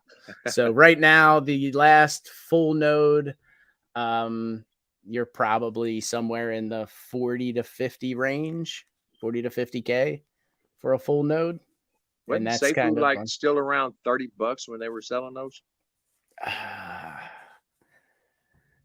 No, I want to say Seifu was around. So the nodes ended up costing like 11,900. So 2,700 Seifu. So yeah, I think they weren't quite $30. I think they were around like 10, little under $10, something like that. I don't know. I'd have to do the math. I'm not Greek. I can't do that shit in my head. Whatever. 11. I think it was 11,900 was the fiat value of a full node. So, yeah. But then also now, if you purchase one, you get the rebasing that comes with it. So I want to say the full node is worth almost 30,000 upon launch. Now you can't access that because of the vesting, but it's worth about 30K at launch. Because of the rebasing. Well, I mean the 2700's locked into your NFT. Correct. Yep. Your rebase, correct. I think you get that anyway, right? Well, you do get it, but it's still subject to the vesting, so you can't access all of that. Sure about that? Because I thought anything you earned after launch was at first it wasn't, but then they came out and announced that it's going to be subject to the vesting period. Yeah, I triple checked on that one. Yeah, and actually, yeah, at first they were 49,000, and I was going to buy one even then at 50K. I had the money set aside. I was going to pull the trigger, and then they dropped the price. And at first too, I think it was only 300, and then they bumped the price. They bumped the amount up to 500 full nodes. So yeah, originally I think it was only 300, and yeah, they were about 50K. Mm-hmm. Yeah, man. Yeah, I remember what he's saying right there. When they were 49,000. Yep. He was almost there. He was excited. He was like, "God damn it, I'm gonna get me a full node." And yep. Yeah, I mean, I wasn't quite there. I was probably in the 30K range, I think, with my Seifu bag. And then it came down to about 12, 13K, and I was like, it was 11.9, like 12. Yeah. Yeah. I was like, shit, I'll do it. Hell yeah. But I've been very fortunate through the entire Seifu, I would say, timeline. I've always been in profit. So right on. I took profit when needed. I always took profit, and that's what we recommend with any investment. Always take profit, get your initial out as soon as possible. Yeah. So that way it's not as emotional of a roller coaster as it can be, right? So if you're like, oh shit, I just lost 20K, but actually no, I didn't lose 20K. I never actualized it. I lost nothing because I took my initial out, or I took a little bit of profit. So I think at the end of the day, for me, I'm excited for the Vulcan launch. I'm hoping it, whether it's Q2, Q3, as long as it's right. I don't want any shenanigans, man. I just want it to be a successful launch. I want it to be without a hitch. And, even if it's slow, it's a slow climb. I'm okay with that. Slow and steady wins the race, as we all know, in finance and in gaining wealth and obtaining wealth. So I'm okay with that. Well, I know happens anyway. Yeah, I know crypto isn't traditional wealth building, but I want a low price that's steadily climbing with high volume, because you're going to earn more tokens to equal what your flex payout is, and as the price goes up, that flex was even better because all those tokens are going to gain in value. Yep. So the lower the price, the more tokens you earn, the better it is. Yeah, man. But then Barry comes in with with facts, Yeah, I think Seifu was around $4 or $5 when the nodes were purchased. If you think aliens are alive, bring your ass to Texas. Yeah, around the South area, around south of the border, bro. That's hilarious. Oh, they're real, bro. They're real. They're illegal and all, man. In a little bit. Tell them hi. Hi. Hey, what's up, bud? Hey, how's it going, man? Good. That's my daughter. Oh, what's I'm sorry. How old's your daughter, Scott? She's 7. 7. That's a good Hello. age. That's a very good Yeah. age. Pride and joy. It's good Oh, stuff. of course, man. I remember when my daughters were 7 years old, man. That's when I was a hero. My 4-year-old's got me wrapped around her finger. Like literally, she can. Yeah, I was sitting there. She'll say, "Go get my water." And I'm okay. So like, she's just looks at me with those eyes, and yeah, man, she's got me wrapped. It's nothing I wouldn't do for that kid. Oh yeah, yes. All right. You know, with my dad and my youngest daughter has been able to help me. She works for me, so she's on payroll, right? So it kind of works out, right? So I'm like, hey, I need you at the house. Go. But she's getting to spend a lot more time with her granddad, her grandpa, and it's amazing what I've been raising as I've raised my daughters, and to see now as they're adulting, to see the good things that they've taken from what I've thrown at the wall, how they're now applying it and at least helping me seeing with what's father. stuck. Yeah. And I will tell you this, daughters are God's gift to men, man. I'm gonna tell you that right now. I mean, sons are just like, God, I got a son, but a daughter, man, it's just the most beautiful thing. There's a reason I have 5 daughters. Yes, man. I'm telling you, bro. I'm gonna say right now, bro, why, you are man. blessed beyond measure, man. There's a reason. And I, a daughter to me, my daughters are just my, I call them my first and my second heartbeat. I have 2 daughters, and then my actual biological daughters, and I have 2 stepdaughters.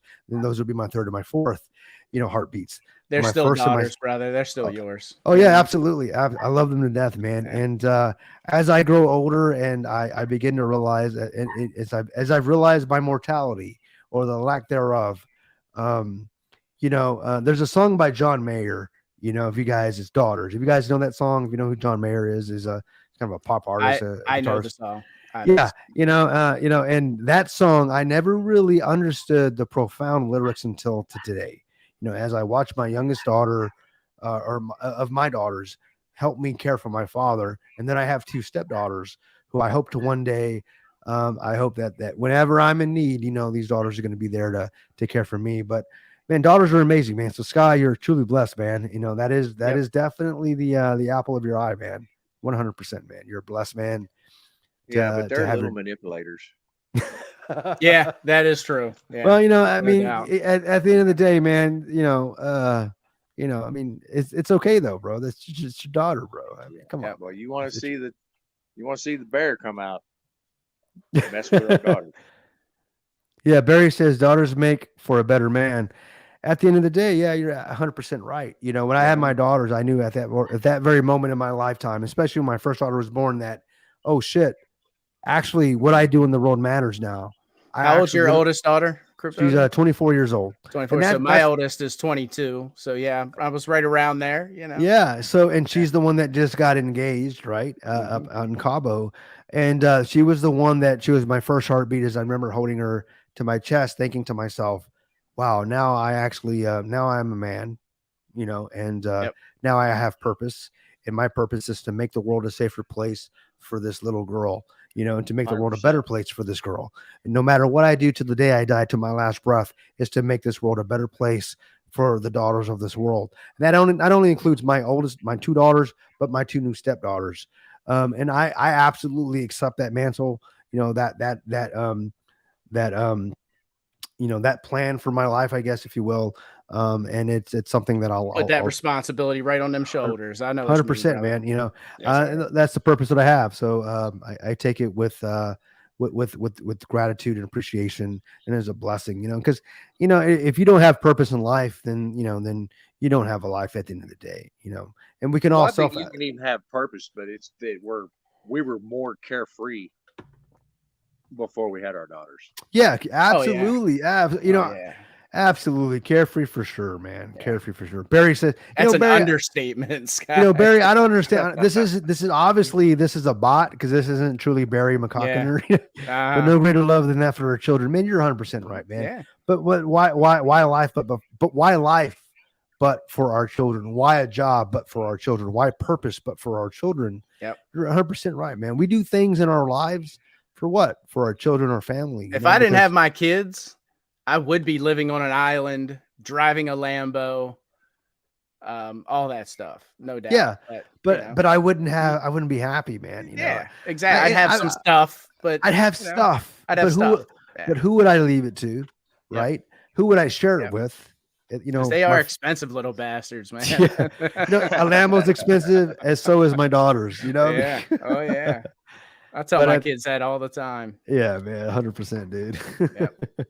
Yeah, I mean, and that's what Vulcan, Property Flex, all this stuff is they're not going to be caught up in this rat race. Work your whole damn life, retire, and then they don't even have enough money for your retirement. You got it, man. Social Security. Living in that matrix, man. You know it. Got to get living in that rat race, man. Yeah, you know that rat race. You know, there's more to life than actually being born, paying taxes, or being born, getting a job, paying taxes. Dying, paying taxes, you know, going to college and all that, which is great. Don't get me wrong. Education is key to anything in life. You know, if you're not educated, then you're subjected. You're subjected is essentially, you know, if you're not, bitch, you have to pay taxes just to die.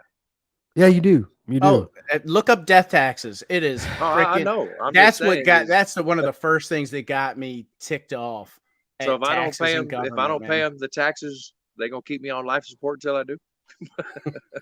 No, but you're well, you can die at will, but you know, if hopefully you can. Your estate then will have to take care of it, or your children, or whoever. Your children, unless you have things set up properly in a trust and all that. So, and because of very close friends that I've met through this, through the crypto, through blockchain technology and the crypto space over the last year of my life, you know, I thought I had it all figured out. But it wasn't until cryptocurrency, until Seifu, and dare I say it, Vulcan blockchain, I have met some of the greatest people that I hold as close, dear friends in my life, where I realized I didn't have it figured out. And I've learned a lot of things about how to set up things for the future of my family, trust, and those types of things. So, I mean, with all the crap that's happened in the last year, with the rugs and all these things happening within our community, you know, with all the infighting and the uncertainty and all these things and the delays, at the end of the day, I have more positives than negatives. I made great friends. I've actually gained great education on how to set up the legacies for my family, man. So I'm not mad at it. You know, I'm actually in a better place than I was a year ago. And I can only thank the Seifu community for that, man. So I really appreciate you guys. 100%. Yeah, you gotta look at that. This community is worldwide. We have members in every part of the world that has crypto.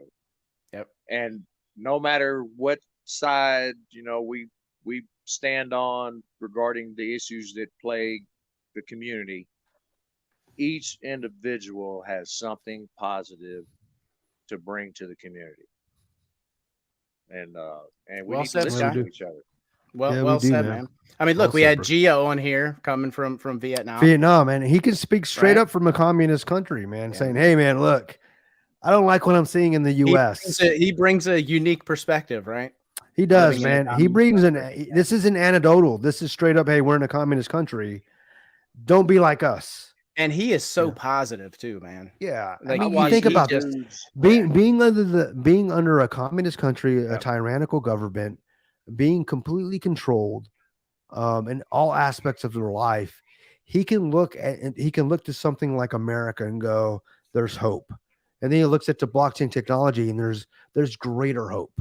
You know, I mean, I really envy the guy, man. I mean, he seems like you're right, he seems positive in the midst of darkness, man. And that's what we need, man. That's what we need. And that's actually when the shit hits the fan, that's what actually stands, you know, at the end of the day, when everything else is falling, it's guys like that, mentality like that, positivity like that, mindsets like that than actually prevail, I think, in all things, especially with what's happening in crypto, in the world, in politics, in the world around us. Look, at the end of the day, politics, cryptocurrencies, governments or whatever, at the end of the day, we're all people. We're all people. We all want the same thing. What do we want? We want life, liberty, and the pursuit of happiness, and whatever that means to you is subjective at the end of the day. But I think cryptocurrency can bring that to us at the end of the day. That's my belief, at least that's my belief. I used to, when I had TikTok, I used to follow this dude that came from Cuba, and he married a lady over here in Florida. And finally, after they met the requirements of how long you have to be married to get your citizenship and all that, he was able to come over here, and they made TikToks of his first time going into a hamburger joint, eating a hamburger, when she took him into a supermarket and he just saw the massive quantities of food for the first time in his life. And I mean, the joy on that guy's face. And then he would explain what it was like in Cuba. You could get the death penalty for having a steak or a lobster. And it's crazy. And people want to make the United States like that. It doesn't make any sense, man. It doesn't make any sense at all, man. It does not make any sense at all. Moki says, people don't realize what we have here. Hopefully it doesn't fall the same way. History doesn't repeat, but it often rhymes. We know that everything comes to an end at the end of the day. I mean, and that is the human experience, unfortunately. That's not to say that this is all coming to an end. Crypto is coming to an end. America is coming to an end. I think we have plenty of time to make a change and to prolong the inevitable. But it has to be it has to be the people coming together and making it happen, at least in my opinion, especially with crypto.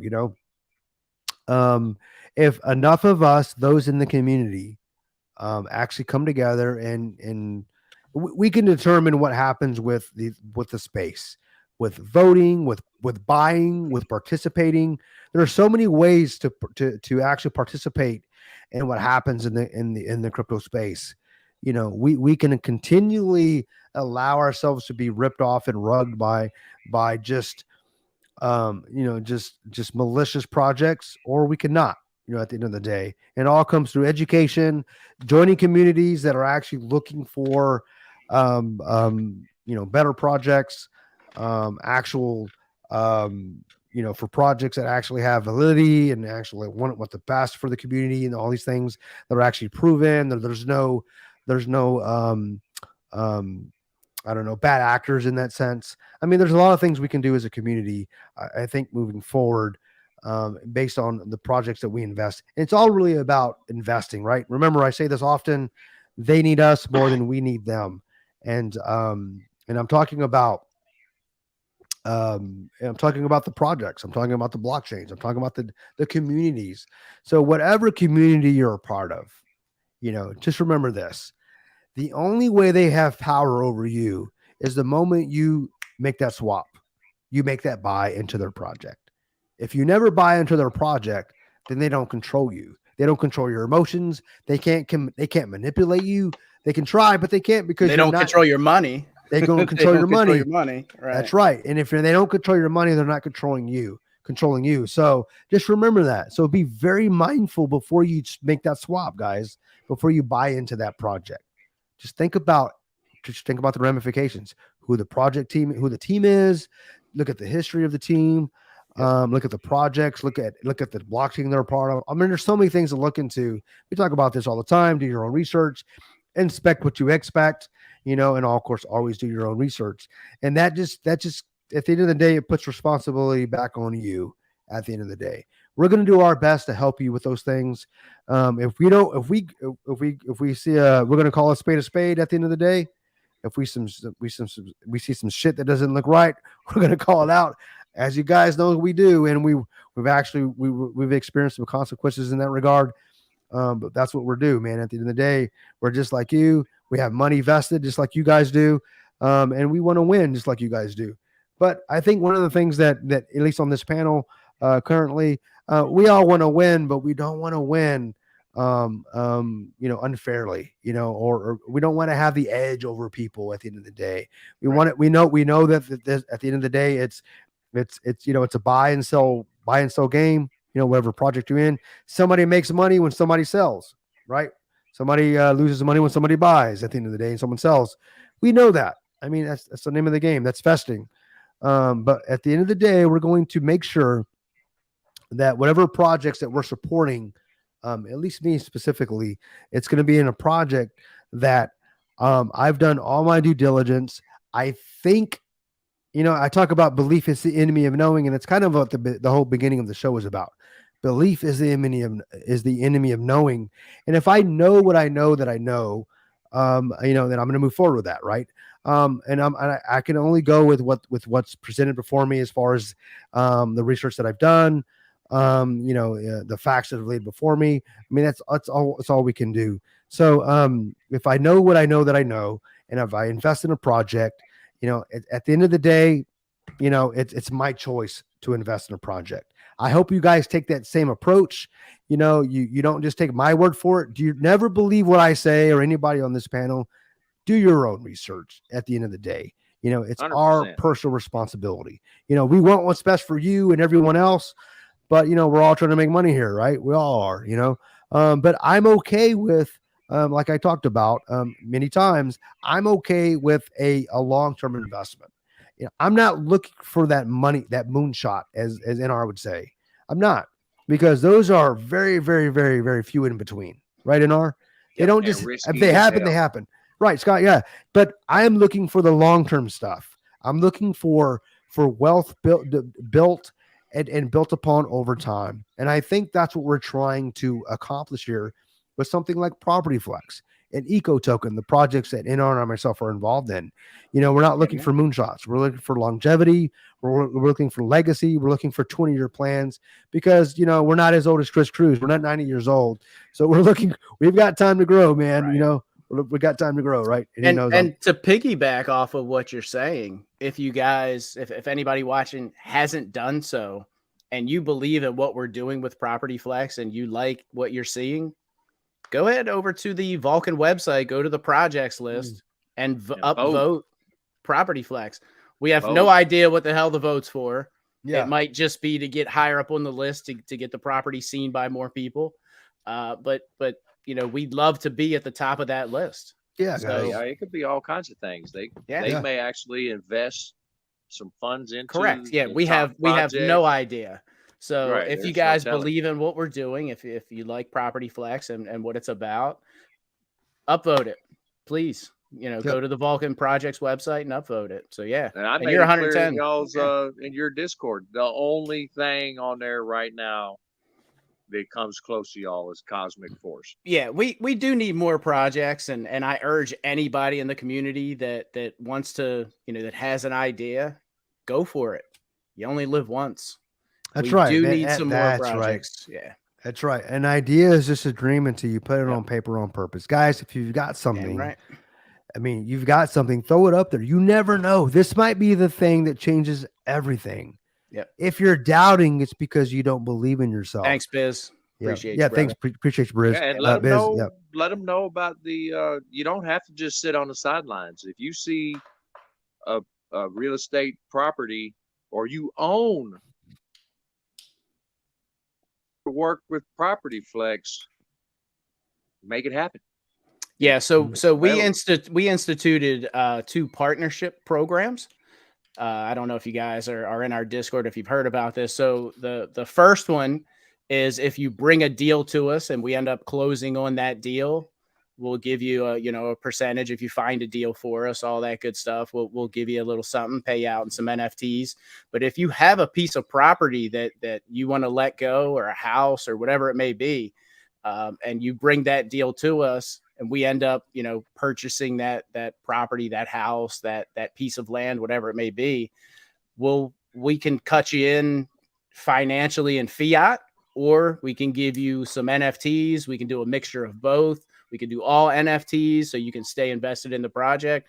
So check out in our Discord. We do have those 2 partner programs that we just released as well. And there'll be more to come. We'll be having some sweepstakes, some giveaways, and get some cash. Correct. And you can get NFTs cash and still passive make income. money. Correct. Yep. Exactly. It's and that was the goal.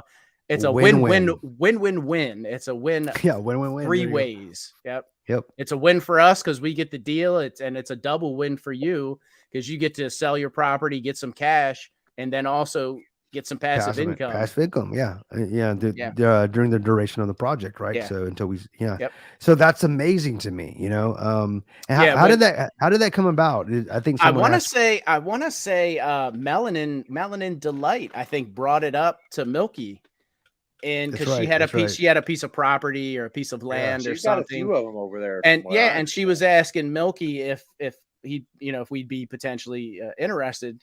And it just, the idea kind of sparked in Milky's head. The guy's, he's brilliant. We love Milky, and that's why he is where he is in life, and sleeping with the torpedoes and stuff. Yeah. But that's why the guy's successful in real estate. Yeah. And he knows his shit, man. He knows his stuff. Sure. That's why he educates others in the real estate field. The guy's a speaker on the national stage for real estate. And the idea came to him, and it's genius, really. It's like you said, man, it's a win-win-win all the way around. So yeah, it's a great idea. So we decided to institute it. And again, if you bring a deal from someone else as well, it doesn't have to be your own property. Yeah. We'll definitely compensate you if we end up closing on that. So yeah. Yep. Yeah. It doesn't have to be your deal specifically. Yep. If you know a guy who knows a guy for you. Buy you some B&B right now. It's like what, $234. It's going to go back up to $300. Yeah, definitely. So if you buy it now, it's going to appreciate to somewhere back around that $300 price. Yep. And then you buy Vulcan in the first week of Vulcan's launch. The price is going to go up. So you're going to get more for your money when you buy those NFTs. Yep. You will get more. That should be your strategy. Make your money stretch as far as you can stretch. Not financial advice, but financial advice. 100%. I like when Sky said that. Yeah, right. G Money says, did you have an edge when you got your full node?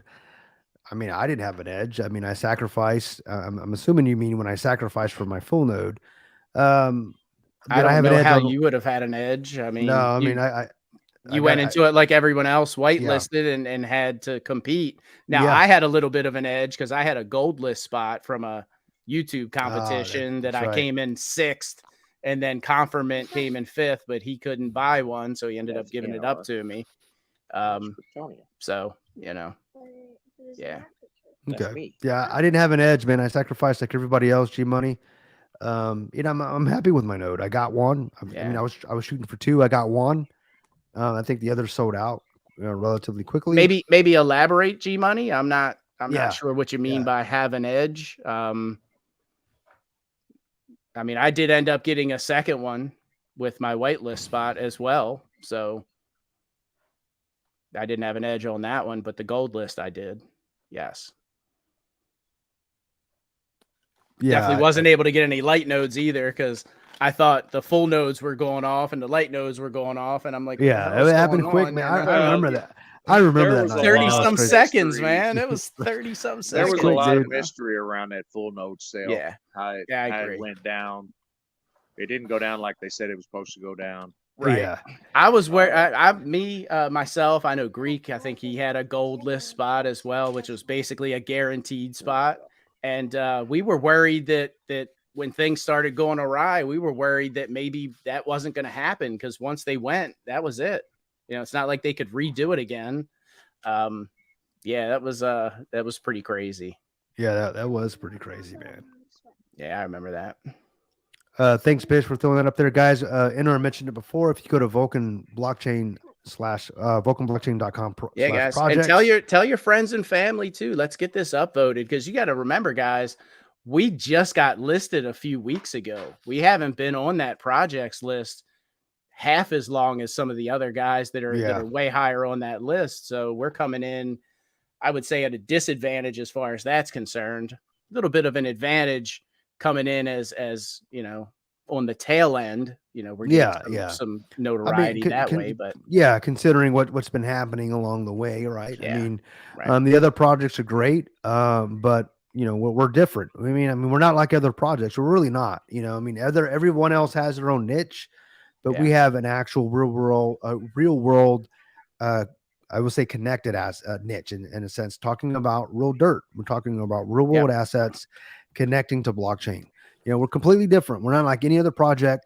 And we think we bring that's not us gloating. That's just, we bring something that we think no other project brings. We actually bring utility. And I'm not going to say real utility. We bring utility that you cannot shake either way. There is no gray area about this. We bring straight up utility. We bring real world contracts, real world on paper, on purpose money. Y'all are in the forefront for Vulcan of bringing actual businesses into crypto. Oh, this is, and we're going to run it like an actual business. Like this is going to be run like a real corporation, because that's what it is. There will be other businesses and other parts of the financial industry that other people will figure out how to intertwine with crypto, and they'll bring them in. Yep. And we'll see some of them actually land on Vulcan. But right now, y'all are the ones doing it. Yeah, and that was part of the goal, Sky, when we first, had this idea, when we all kind of came together. That's one of the things we wanted to do was bring real world with crypto. And it just kind of made sense on the Vulcan blockchain with the rebasing, the flex, the power pool with the real estate. It just works really well together. If you read our light paper, definitely works really well together. Yep. Yeah, and that's another cool thing about Property Flex is it, even while waiting on the real estate side to do its thing, you're still earning Vulcan rebases and flex, and it's being dropped into your wallet. Correct. And I think Biz asked that earlier, if those were going to be airdropped or dropped in your wallet. That is the plan. So the plan now is for them just to be sent to your wallets. We're not planning on having any kind of DApp that you'll need to interface with to claim those. The plan is for them to be sent right to your wallet. So one way or another, you're earning. Correct. Yep. When the real estate side kicks in, you're earning 2 streams. Well, actually 3. You're going to be earning the rebase and the flex and the real estate side. So. Yep. And the power pool, the once a month power pool. Right. You never stop getting paid. Yeah, man. Yeah. It's continuous, either through the rebase, the power pool and all those things. And of course as these contracts begin to be paid out real world, they're going to be getting some actual payments from those actual contracts, real time, which is amazing to me. That's what I love about this thing. Of course, we've got the war chest and the safety net. Guys, go to propertyflex.io, put it in your, if you're not part of the whitelist, to join the Discord. If you guys don't know the Discord, I have the Discord link down there below, but you can also get an actual email with the invitation. If you go to propertyflex.io, put in your email address. Now that not only gives you guys access to the Discord, we're going to send you a link. Hey, welcome to Property Flex. Here's the link to the Discord, but it's also going to give you guys access to information that the Discord will not get. You could probably going to be within 24 hours. You're going to get information before the Discord actually gets. So why do we want your email? Because Discord's great. Obviously this is the way we communicate. Everybody's accustomed to it, but email, at the end of the day, you're going to check your email before you check your Discord. We already know how it works. I'm in IT. It's what I do. So this is why we're actually asking for your email address. Give us a real one, guys. Don't give us some of that fake shit, because I will know if it's fake. I'm in IT. It's what I do, guys. But at the end of the day, man, please, if you want to be part of this this growing community, propertyflex.io, put in your email address, join the whitelist, and you're going to get access to a lot of things a lot sooner than the Discord. Not to say that Discord, we don't appreciate you guys. We love you guys, but it is what it is. And if you're already part of the whitelist, you'll know what we're talking about. So I appreciate you guys. And join the Discord. Yeah, and join the Discord. You got to join the Discord because that's where we're going to be communicating. Most importantly, obviously. And when it comes to announcements, the email addresses, you're going to be getting. You're going to get emails. What'll probably happen is we'll submit an announcement, what's happening with Property Flex, and then shortly after that, you'll see it in actual Discord. But when it comes to Discord, is we're going to actually going to be getting the curriculum from Milky when we're talking about the education, the what's going on with each particular project that's happening in the actual Discord itself. So and that's the place to be, of course. So, but join the and Biz kind of sums it up right here, and this is exactly what we were shooting for. It's going to be the best place to park your vol rather than just leaving it sit in your wallet. You know, we're gonna claim your flex, your power pool, and you get that return on investment from the real estate as well. So yeah, it's a win-win-win. It is, man. It is. And Barry asks, "Are you whitelisted?" I don't know, man. We got an email address I saw in there the other day, Barry McCockiner, at allthetime.com, and I had to just delete it, bro. I had to delete it, dude. I need a real email address, bro. A real one. That's funny. But yeah, we appreciate that, Biz. But guys, we'd be going at this for just about 2.5 hours. Yeah. And I think we covered a lot. What do you think, guys? You guys want to talk some more, or are we good? Yeah, we can wrap it up. Yeah. Unless you guys got any questions about anything that we're working on, things we will be working on, any questions about the space that hopefully we can answer, definitely throw them in the comments, and we'll certainly oblige. But we'll be going on this for a bit, and it's 10 p.m. here where I am in Central Texas, and it's 11 here in real time. You guys are too early, man. Too early. But Sky High he knows what I'm saying. It's early here. I'm about to go grab another whiskey. I'm gonna go do another old fashioned. But it's been a great evening spending this time with you guys. It's been a couple of days since I've been able to get up here and talk and throw my voice out here over a microphone, and I appreciate it. I love crypto. I love hanging with my boys. I love talking about things going on in the world, specifically crypto. But most importantly, I like talking about my projects that I'm involved in, Property Flex. Can't wait. We did talk about a couple of things tonight. We talked about a possible quarter three launch for Vulcan, right? Which I'm okay with. I want it done right. Do it right. Do it once. I'm okay with that. I understand what's at stake. So you guys know, yes, I would love a quarter two. But at the end of the day, if it isn't done right, if it hasn't been fully vetted to protect us, the investors, then go ahead and take your time, team. Take your time. I'm okay with that. You hear that from my mouth. I'm sure everybody on here can understand that. We want it done right. We want it done once, right? At the end of the day, at least that's where I'm coming from. And then we talked about Property Flex, right? We talked a little bit about the things that we talked. NR talked about. If you guys got some projects that you want to bring to the table, you're not part of the team, but you can still be compensated. There's still a lot upside potential for you guys. You can sell us a project. You make some money on the sale. Obviously, you're making some money on possible on ongoing. I would say rewards from that project or revenue from that project moving forward, which I think is it's just fantastic. It is. I mean, it really is. It's a win-win-win, as you would say. Yep. We also talked about the SEC. We talked about Hillary Clinton, and this is about the time where our audio starts to get choppy because we say Hillary Clinton. But emails, I think you brought up our emails. Yeah, wiping servers and shit. Yeah, it's pretty funny, man. But it's been fun. Talk about Epstein and just get you canceled altogether. Shit, man. Yeah. Epstein. That's a whole nother episode, man. I don't know what you're talking about, bro. Yeah. I don't know what you're talking about, bro. Yeah. He was a great guy. No, he wasn't, man. But it's been fun, guys. Any last words, Sky? Anything you want to say, man? You want to throw out to the community that's been gracious for watching us for the last 2.5 hours or so? I appreciate you coming online, jumping on us with the Sky. I know it's short notice. Pleasure, Sky. Yeah, man. Yeah, what you got, man?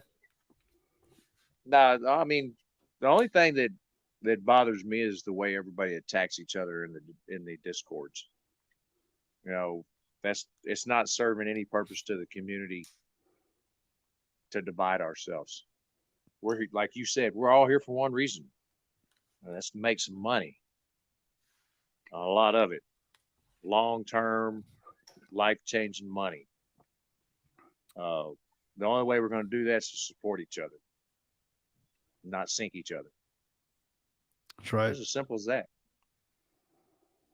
That's right, man. Yep, I agree with that 100%. Yeah, well said. Yeah. What you got, NR? No, I agree with Sky as far as the division. It's not a good look. You know, it seems like when everything's going great, the community's, you know, just all together, and then when things aren't going so well, like Sky said, it's like we're divided, and it's I don't like that either. But so yeah, Barry, there is an advantage. So if you jump in on our first project, you'll get revenue. So let's say you mint that number 1 NFT for our very first project. You'll get rewards from that first project and every project after that. Now, if you jump in on project number 4 and your NFT has that number 4 attribute, you won't get anything from projects 1 through 3. You'll only get 4 and what comes after that. So yes, there is an advantage for an early adopter with Property Flex. And as I said, guys, please go join our Discord, upvote our project on the Vulcan Discord, on the Vulcan website, join the Discord, put your email in our website, all that good stuff. We will be designing more on our website when Kryptonian gets some time and all that good stuff. We will have the education side in Discord, which is going to be phenomenal. I'm super excited about that. And yeah, like I said, guys, we know your time's the most valuable thing that you have, and we appreciate you spending it here with us. So yeah, and hope you feel better, Kryptonian. Oh man, I am getting better. I think me being on here tonight actually has made me go from about a 60% to about an 85%, man. So cool. And that only comes from hanging around like-minded people. The energy that I'm getting from the community, and someone like a Barry. He says, "Are you buying an ass NFTs?" No, I'm not, Barry. I mean, I don't know. Maybe I will, bro. I mean, it's hard to say, man. Coming from you, man, you were doing so well at the very beginning. You know, you're talking about daughters and sons and legacies and stuff, and now you're talking about ass, bro. You just, I don't know. I don't know where you're coming from, but I'm assuming he's talking about the NFT that he proposed to Prado at one time, I think, right? Yeah, I think so. Yeah. But I appreciate the comment there, Barry. As always, man, you're always welcome, man. And I appreciate you in the comments. I think my last words would be I'm gonna definitely jump off of or highlight what Sky High said. I think months back, sometime last year, maybe at the beginning of the year, I think I went on a tyrant here, and I was like, I'm tired of the community. All of a sudden, they want a divorce. You know, it's like, oh, I hate you, I love you, and everything's great. When everything's great, when everything's bad, everyone hates each other. And you're right, Sky. It's like we kind of forget that we are all part of the same community. You know, we all have the same goal and the same agenda. We all want to make money, but at the end of the day, we understand. You know, if I'm making money, someone's losing money. But there's enough money out there for people to do well. You know, there really is. There's enough, and that comes with the projects and I think the innovation that comes out of that. The crypto space is ever growing, and we as a community, I think, can contribute to that. And I truly believe that it can be self-regulated. I know there are those in our community that say it cannot be. We need government. I just don't believe that. Government has not done anything regarding self-regulation to help people like us ever in history of all mankind. I don't see it happening then. It never happened then. It won't happen now. I think we as new investors, and I think Moki said it now, we are now, imagine how early we are. He kind of said, he alluded to this. We are so early into this space that we can actually write our own history in this sense because we're so early. It's what we decide is what they decide. If you look at it in that way, we decide what they decide, and that goes by what we allow to happen to ourselves, right? And how we allow the governments and those that are in the space to continue to narrate this thing. So, Moki says, "Can y'all fathom the idea that that's what I'm talking about? The customer." He says that, "Can y'all fathom the idea that we're on the cusp of the little thing known as crypto?